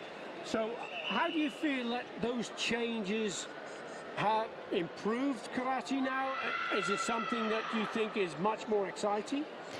Karate is definitely developing each year, and I can say that just the fact that I'm watching in Miami, I'm watching live tournaments that I would like to watch before I couldn't. I see that as a huge advantage. Even athletes who cannot participate, they are able to check their opponents. I think that's normal in serious sports. Organization, it's amazing. Here is a high-level competition with a really good level of athletes who are trying to get their spot for World Championships next month. And I can say that each segment, from athletes, organization, and just everything is getting better every day, and we should keep pushing and working to be even more better. Yes. Because if you don't change, if you don't try new things, you end up being stagnant, and the world around you just moves on, and you get left behind. But the WKF are working all the time, and this is a new initiative, Jelena, to try and provide some information across 4 tatami at the same time. There's only one commentary for all 4 tatami, so whichever one you're looking at, you'll be hearing our voices, and we may be focusing on one. So it's difficult to give a play-by-play update, but I can give you the scores. For example, on tatami number 2, the match between a WKF2 athlete and the Czech Republic, the score is 0-0. On tatami number 3, 51 seconds on the clock, it's 3-0 to Serbia against Uzbekistan. On tatami number 4, Puerto Rico against Poland. Yes, a really good athlete from Puerto Rico, doing her job, trying to get the... Yes, at the moment I think she lives in Spain and working with coach Ivan Leal, if I'm correct. And she's increasing her level last few years. I haven't watched her few months, but I'm sure she will do amazing job she's here. She's doing incredibly well here. She's 5-0 up on Natasha Chizweska of Poland. And she has the advantage now. When you were competing, Jelena, there was the Ascensu wasn't part of the criteria then, was it? No, that's one of the new thing in karate. Back in my time, Senshu didn't exist. It was, I believe it's something that make karate more active, more attractive. People are trying to fight since really beginning. I was pretty much, most of my career, I was really aggressive fighter. And I like to attack, I like to make people enjoy a lot of technique, but we know that many athletes were not doing that, which I think is important to be again a part of Olympic Games or attractive for the sponsors and the fans. So the Senshu is one thing that I think is really, really good that happened to karate as a part of the rule. Yes, now there are a lot of changes in that period since you were competing, and another is, of course, video review.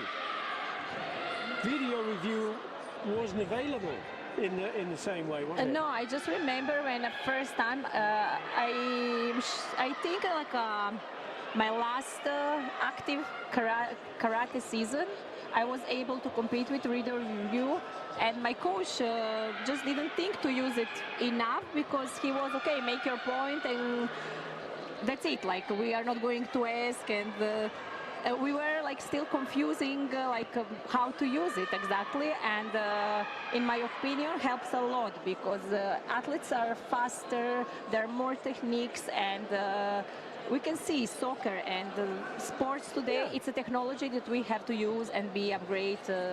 So I think it's amazing and helps a lot to be fair and make the best to win.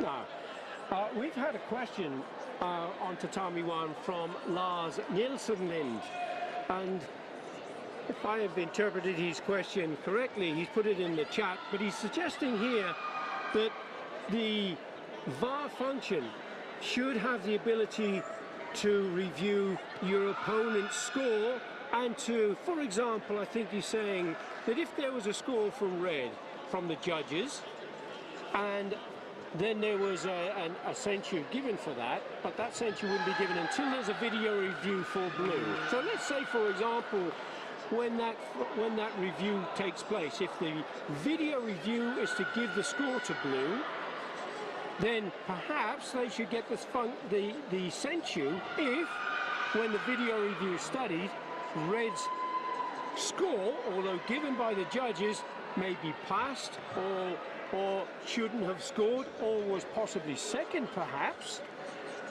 But I think that's a very difficult thing to consider, because the VAR process, the opportunity for the video review is to help your opponent, not to harm your opposition. It's to help your athlete, not to harm the opposition. I think that's really the essence of it, because if we started to go down that road, then it would be challenges all the time, I'm sure, because coaches, it would be in their interest. I don't think that was a score. I want to do a video review to try and have that cancelled. At this moment, the situation is where if you believe your athlete has scored a point, you ask for a video review. If indeed it is valid, you get the point. But I don't think it's advantageous to take away anything that's already been given by the judgment of the officials. I agree. I think that should be the main purpose of a VAR. The only situation that I saw, it's the moment when sometimes coach lose the card to request a video review, and the other coach requests the point, which was the point, but here the referee hadn't seen and the coach doesn't have where. Sometimes I think it should be checked if that points came after, to not get even that it's request with a review.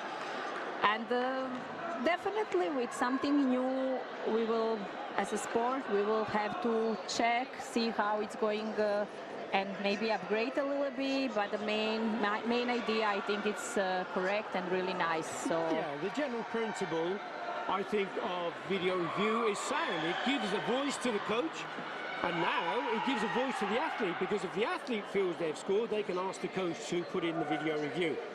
I think today, my opinion, my only critique about karate is that the athletes are maybe showing too much jumping. I would prefer to have one traditional touch of behaves, being there more bow, doing the things as a karateka traditional, without so many gesticulation, jumping. That's my only comment today for karate, for young karateka. But their athletic performance is amazing, karate skills, and they are just doing amazing job for our sport. So exactly. But we can see many times, almost each fight, they are doing things with the hands and complaining, or I know that it's part of sport, less of martial arts, but I would prefer to put that in the rules more clear. So and that's a good point you make, Jelena, because appropriate celebration is a real consideration for the judgment. And if it is inappropriate celebration, the athletes can be sanctioned. So it is something that the Rules Commission, I know, have been looking at, and hopefully that will be made a little clearer, because I think there's a fine balance between raw emotion and celebration when you, let's say for example, an athlete has just defeated a world champion. Now the emotion that's built up for that 1 second of elation is expressed in different ways. Yes, definitely to celebrate. Yes, my opinion was regarding during the fight. I just think that during the fight there sometimes it happened too many movements or complaining that it should be like that's maybe more my personal style. Definitely not. It has to be like that, but I always connect martial arts, the part that we are, not just the sport. So I love that behaves. You've touched on a really important issue, because there are people I know who look at what we have now on the tatami and say, well, that's not karate. That's a game. That's a sport, but it's not the martial art of karate. We have that said about this. I think we have to recognize that this is the sport of karate, and the martial art is different. And the tradition of martial art of karate is really, really important, because that's where we come from. That's the culture that we are from. And how that interacts, sport and tradition, because there's some athletes now who just train Kumite. They don't practice kata. Balance is important, and I don't like McDonald's dojos. I prefer really have at least there are other brands. I prefer old school, especially for the kids and in the dojo for coaches who work in the beginning to make a base, to teach those kids kata. And then if some of them want to kumite, fine, but I really prefer to have a nice base. And what I was not surprised, but it was amazing. Once, I don't know, 15 years ago, I was a part of a Japanese national training camp, and their kumite players are able to do kata training the same level, to be competitive at the Worlds. So that for me was really nice to see. I know that it's not easy to do both, but at least to have nice base and some part of traditions to make a beautiful balance between sport, karate sport, and karate as a martial art. Now, just thinking about the age groups that we have in karate now, we have the youth league in the WKF, so children can compete, 10, 12 years old, then they go into the A series, then they go into the Premier Leagues. There's so much more karate competition available now than there were just 10 or 15 years ago.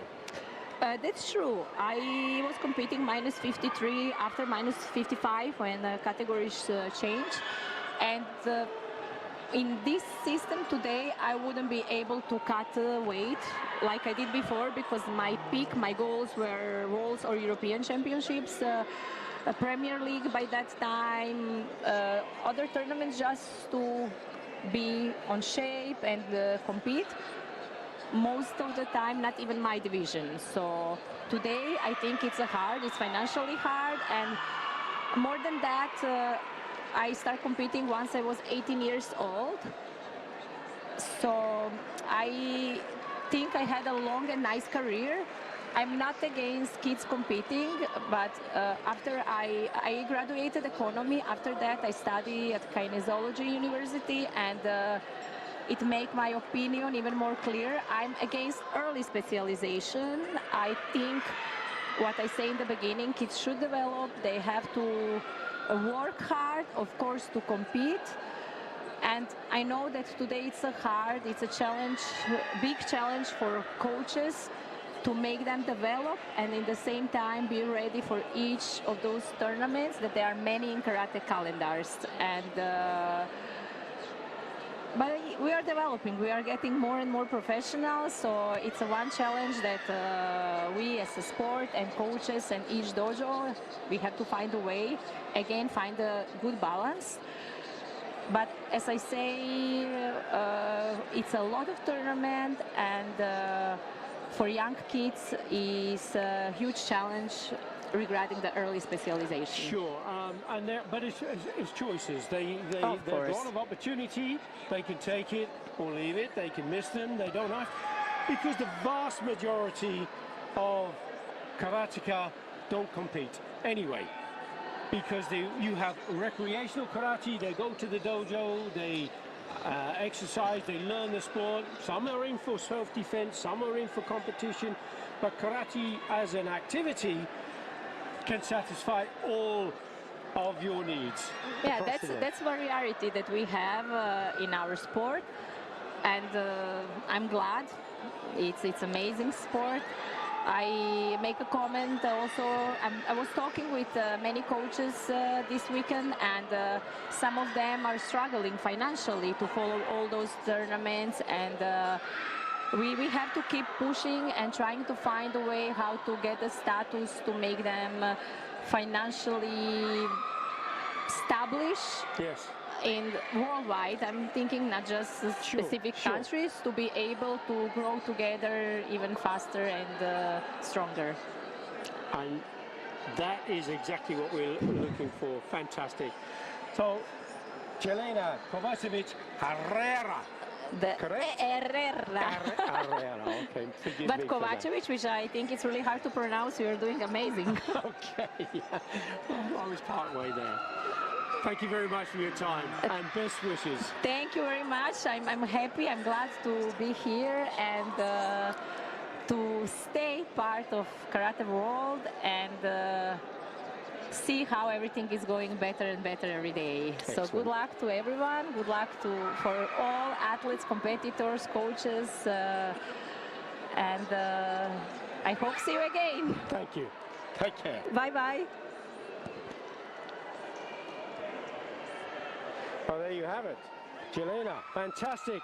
That was really great to have some insight from a former World Games, World Combat Games champion, and a silver medalist in the World Championships in Paris-Bercy in 2012. And anybody who was remembering that, there were 16,000 people watching that, and that's how karate is developing over the years.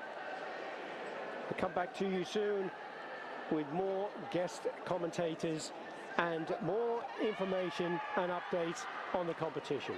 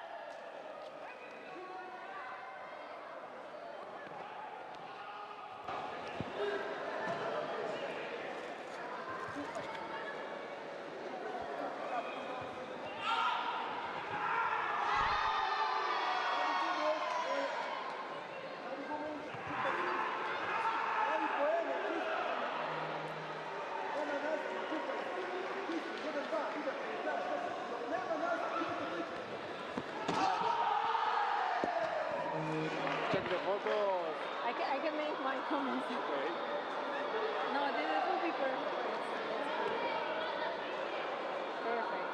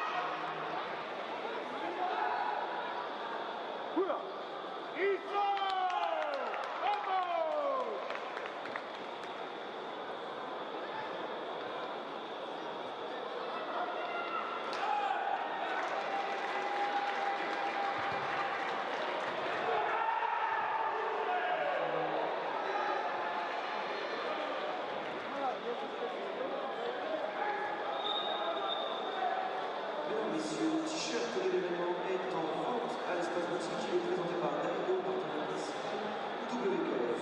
Ladies and gentlemen, new t-shirts on sale in this shopping area presented by Dario, Metano, Federation.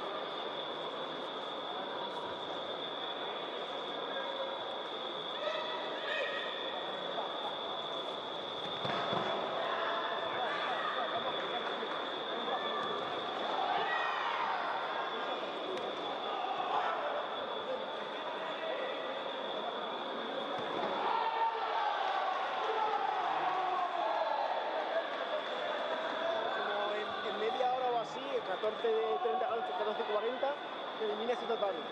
Los demás siguen, pero este Tatami termina. Se queda vacío y los demás van continuando. Entonces, lo vamos a dejar un rato y ya cortamos. Ya te digo. Lo dejo con mute y me avisás, sin problema. O sea, lo ponemos con mute un rato. Sí, yo te lo dejo en mute y vos me decís cuándo. Vale. Si querés avisarme 5 minutos antes, tiro el video promo y ya lo por eso, porque es que lo estaba viendo y hay como una cosa, un cacho así, ¿no? De que el más largo es el 3. Sí, el más largo es el 3 y eso, el Tatami 1 es el primero que termina muy pronto y los demás siguen. Vos me avisás, cuando estás por cortar me decís, Juan, voy a cortar, yo lanzo el video y te digo listo. Vale, igual después hablo con Esteban y te digo a ver cuánto break tenemos entre una ronda y otra. Perfecto. Igual tenemos como ayer un cuarto de hora o algo así, pero te digo luego. Lo gestionamos, ¿vale? No hay problema. Escucha.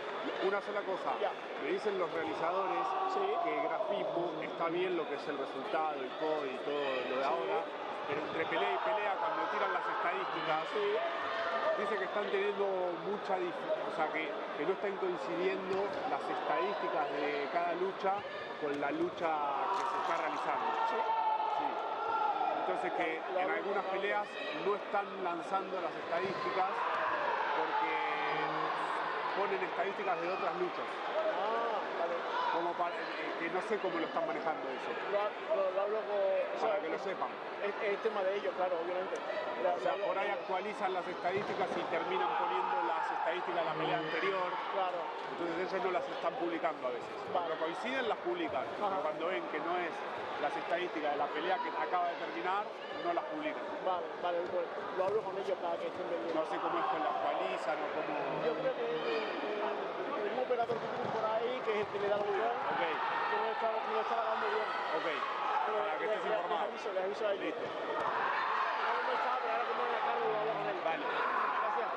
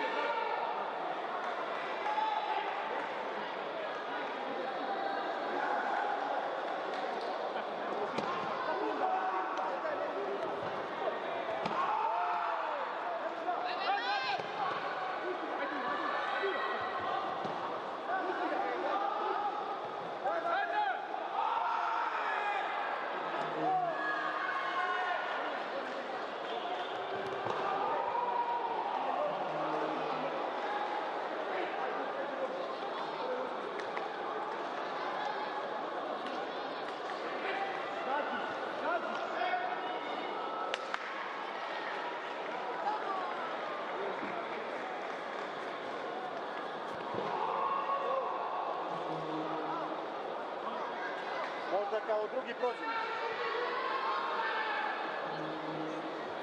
Iso.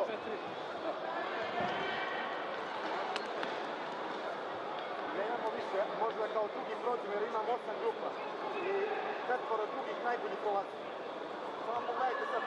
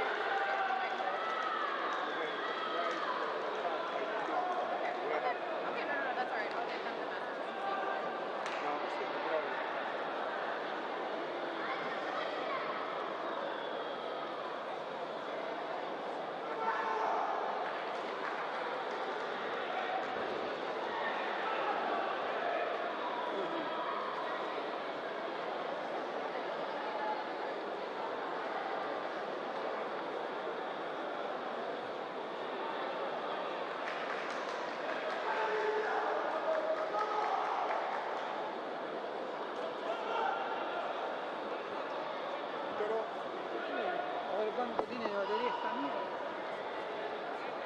Bueno, con esta vas a jugar.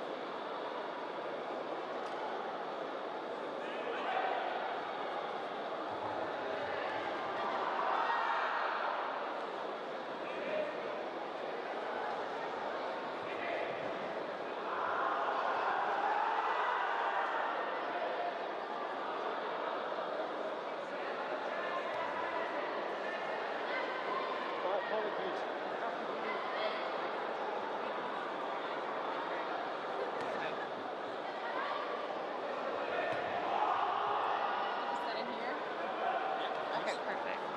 I've never done this before.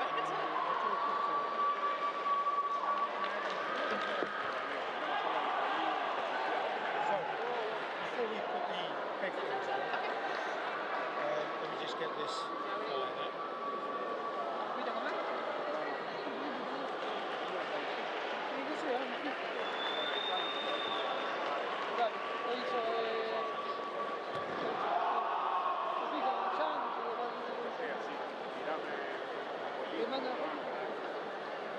Thank you so much for letting me do this, by the way. I really appreciate it. No, It's awesome. thank you for offering to help.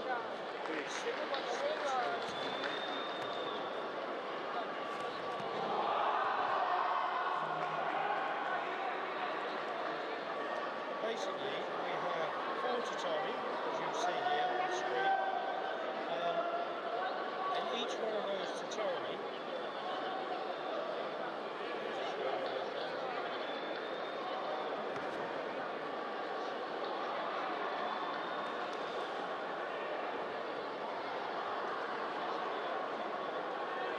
reduced down to 2 now. What we have here then is it would be normally 4 screens or 3 screens, one of the 4 screens, but there's nothing happening on these 2. So Right. we'll just carry on with that. These are the 2 that are running. Okay. And it just gives us a chance to have a chat about your career. And this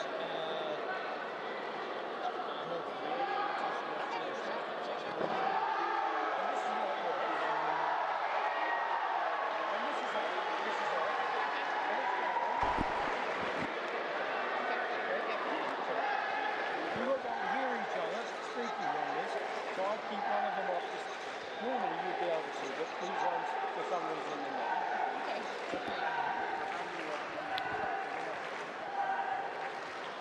I told Craig I will take a photograph and send to him. Perfect.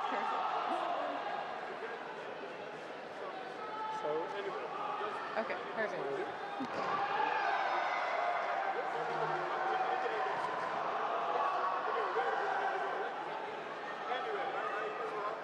It's crazy.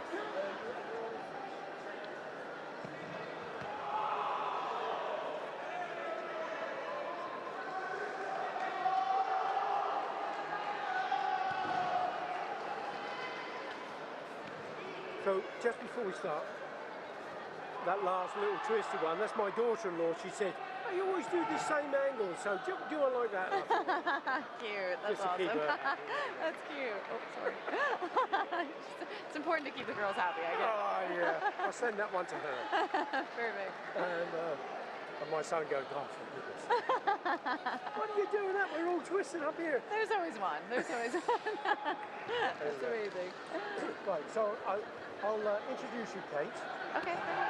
Craig, give me a little bit of information. 30-year career, 20 years in the national team. Yeah. Twice silver medalist in the Pan American Pan Am Games. Yeah. Twice you were a bronze medalist in the Triathlon Premier League. Yeah. Just missed out on the Olympics. Yeah. And you're exploring the opportunity of possibly becoming a coach. Yeah. Yeah. That's me in a nutshell. So that's about right? Yeah, that sounds good. And Kate, your surname, Kate Campbell. Yeah. Do you have any Scottish heritage? I think so. Because a lot of Scots went to Canada. Yeah, I think my dad's a Campbell and my mom's a Hattie. So between the two of them. A Hattie? Yeah, derived from the McHattie. So I think there's a lot of Scottish Do you back have there. brothers and sisters? Yes, I have one brother. Okay. Older than me. I'm Right. the baby. Ready for this? Yeah, I guess so. Here we go.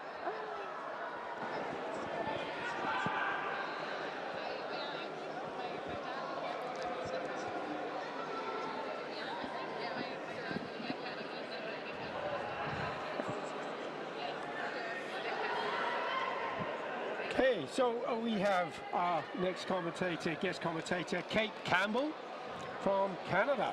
Kate, twice, just talking about this, you were twice a silver medalist in the Pan American Games and Pan Am Championships. Also, twice being a bronze medalist in the Karate One Premier League. Yes, exactly. The Olympics 2020 in Japan, you missed out on the qualification. Narrowly, yes, to my disappointment, but yes. So you stopped competing now, and you're thinking about becoming a coach. I'm actually a bit of an odd story. I'm still competing and I'm coaching, so I'm wearing a couple different hats. Still competing internationally? Yes, yes. Oh. I've moved up a weight category to see if there's any opportunities in that particular category, and while at the same time also exploring the coaching realm. So. Now, there's a couple of things there. First of all, the level that you're now competing at, still internationally, still representing the national team? I am, yes. I'm here actually representing the minus 61 category. Unfortunately, I had a bit of an injury this time around, so I wasn't able to participate, but definitely still an active member of the national team. Fantastic. And long may that be the case. So, Kate, 30 years you've been in karate, and your president, Craig Vokey, was telling me you started off when you were a youngster and he watched you come through the ranks in the provinces. You were just dominating the divisions and major high scoring and all the rest of it. So he's watched you all the way through your career. And in that 30-year period, lots have changed on the competition front, hasn't it? Absolutely. It looks like an entirely different game. Yes. And what are your feelings about that? I love it. I mean, obviously this sport is something that I love. It's given me my entire life. It's given me an incredible experience both on the mat and also now off the mat. And to see it become such a professional sport and see it grow and evolve so much is something that makes me very proud.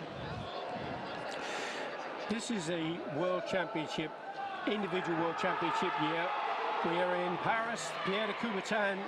This is a historic venue with a very famous name. The father of modern day Olympics, Pierre de Coubertin. And from a karate perspective, the Pierre de Coubertin Stadium has seen some fantastic athletes coming through over the years. Have you competed here yourself? I have, yes, for a few years. I used to attend the Paris Open fairly regularly. The qualification event for the Olympics was held here, and now this one as well. So I've been here several times. It's a phenomenal stadium. I feel like this stadium was built for champions. That's a really good analogy. Okay, this is the round robin. We only have 2 of the 4 tatamis active at the moment, tatami number 3 and number 4. And these are the final bouts that will determine who will go through to the elimination phase, which is a little later. There are 12 athletes in the division, so that only one goes through from each of the pools. You got it, yep. Now, you've experienced the round robin? Yes. And would you be in favor of the round robin? I love the round robin. It gives you a little bit, as an athlete, you're not just coming in and potentially coming out first round. Some athletes, round after round, they end up growing and getting better. Maybe they get a little bit more settled, get the nerves out. So having an extra couple of matches to really prove yourself and show how much you've prepared for this event on the mat is always a good thing in my eyes. Yes, exactly. And you made reference to the way the evolution and the changes have occurred for karate, and now, of course, we have the cricket system that has been in now for coming up a couple of years now, I think, as opposed to the flags. And you have a preference between those two? I see benefits and negatives. I guess maybe not negatives, but maybe just some challenges to both. Having the feedback with the flags that are coming through as an athlete, sometimes it pumps you up and makes you feel a little bit more comfortable, gets your adrenaline going, and these kinds of things. You see that the referees are seeing what you're throwing, and it's a little bit of a confidence booster. That being said, you know, having these individuals sit behind and having these buttons and having it a little bit more technologically advanced, to me, also suggests that our sport is continuing to professionalize and continuing to grow in the right direction. So I'm a little bit on the fence between either way, but at the end of the day, I think just making sure that the appropriate points are being scored is the priority. Exactly, and of course there is the video review opportunity as well.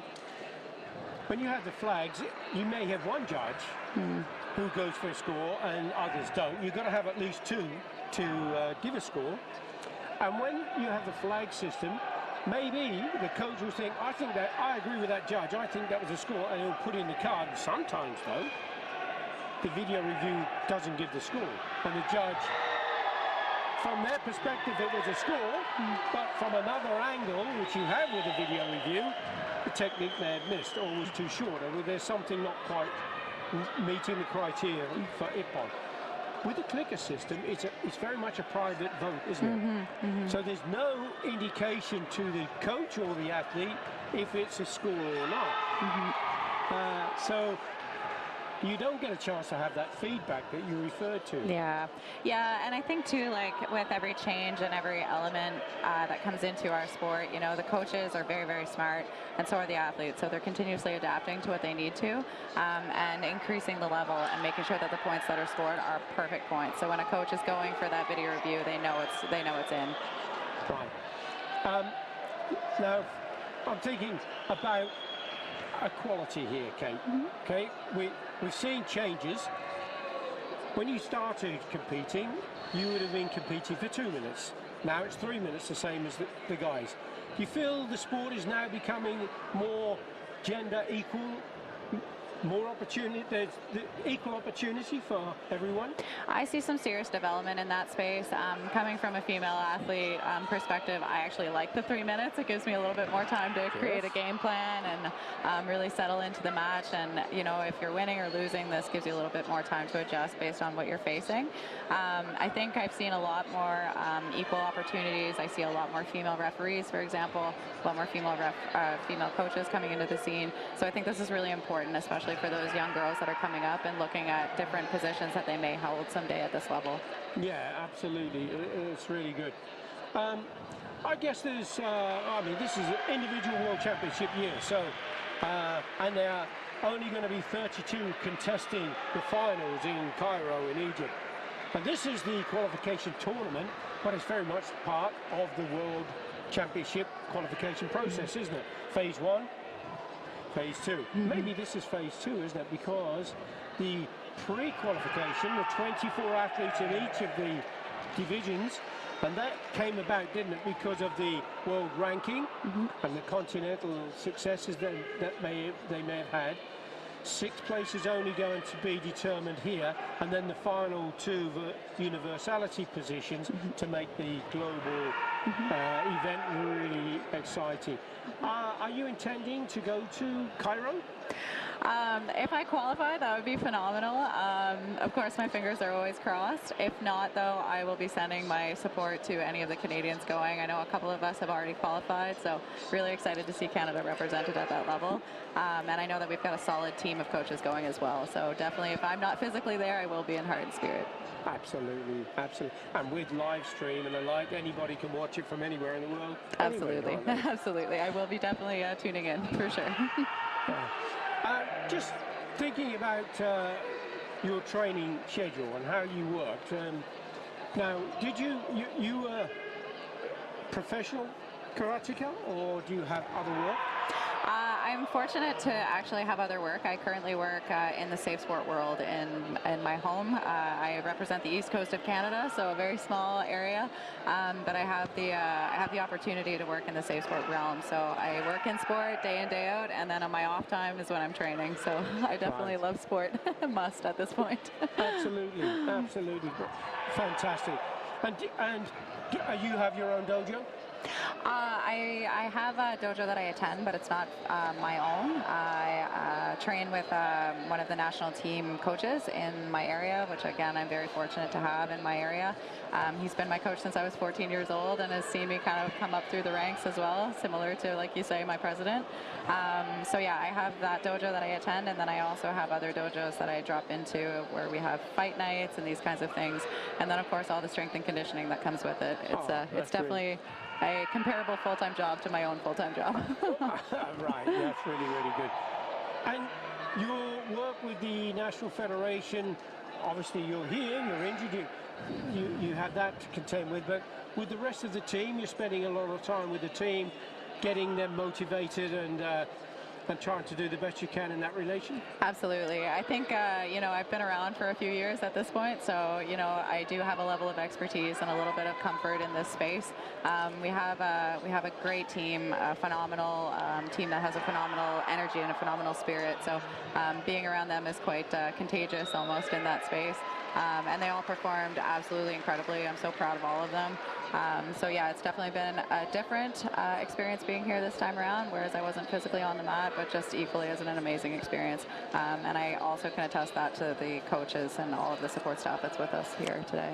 How would you, I mean, you've been on the biggest stages and been incredibly successful.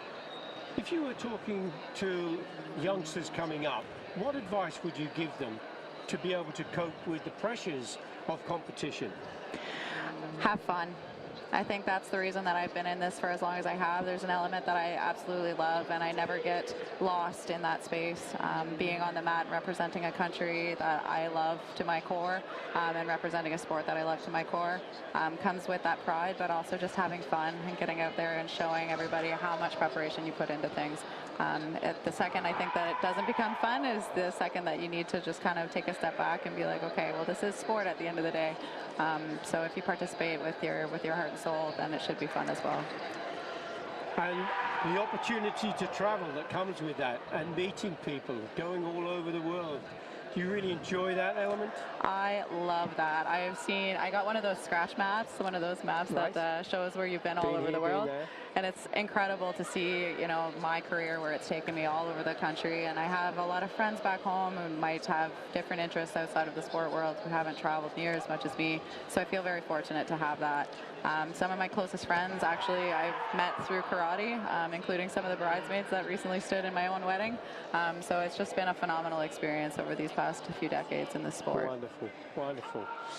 Okay, now, Jelena, just thinking of the closing stages here of the tatamis, we have Walters from England on tatami number 3 and up against Albania. It's a 0-0. That match has only just started.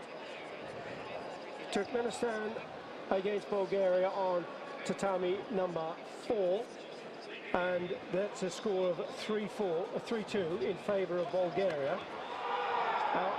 As these athletes are getting closer, when you're on the mat and you're getting closer to the final, or you're in the repechage, I mean it's different in a round robin, of course. How do you feel as an athlete when you're closing in on the possibility of getting up on that podium?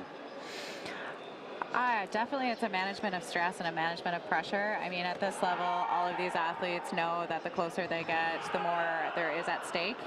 But some athletes grow in that kind of space. You know, diamonds are made with the heaviest pressures in the world. So, you know, you're looking at individuals who have trained probably most of their whole lives to be here today. And it truly shows in the performances that I've seen. And diamonds are the girl's best friend. Exactly. There you go. Diamond girl. Apparently. Apparently. Excellent. Excellent. But you're right. And pressure is an important word that you use as well, because you've got to manage that pressure, haven't you, on the tatami? Yeah. Yeah. And you either got to apply pressure to force error in your opponent, or you've got to absorb pressure if you're being attacked. Exactly. Exactly. Managing the area, managing your emotions. How do you manage to do that? Well, that's a key question, I'm sure. Some days are better than others, but I think just focusing on the task at hand, For me, I really have a lot of grounding in my training and my preparation, you know, and like, okay, I've done this technique 100 times. I've seen this drill 100 times. We've drilled this time and time again. So really focusing in and honing in on that. Obviously using deep breaths and these kinds of things when you're back on the line and listening to your coach. Absolutely fantastic. Kate Campbell, thank you so much for your time. Thank you very much. It was I great. hope you enjoy the rest of the competition and get some luck with that injury. And of course, be brilliant to see you in Cairo. I can't wait. Hopefully, fingers crossed. Thank you again. It's been great. Take care.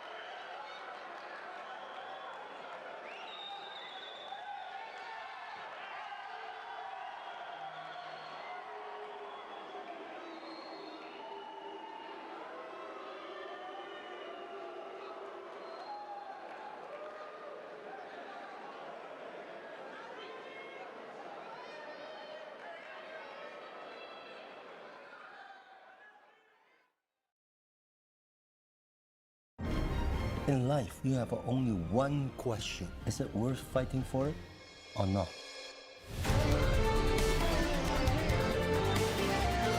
Let's make a Karate Kid. When you understand that, you'll be ready.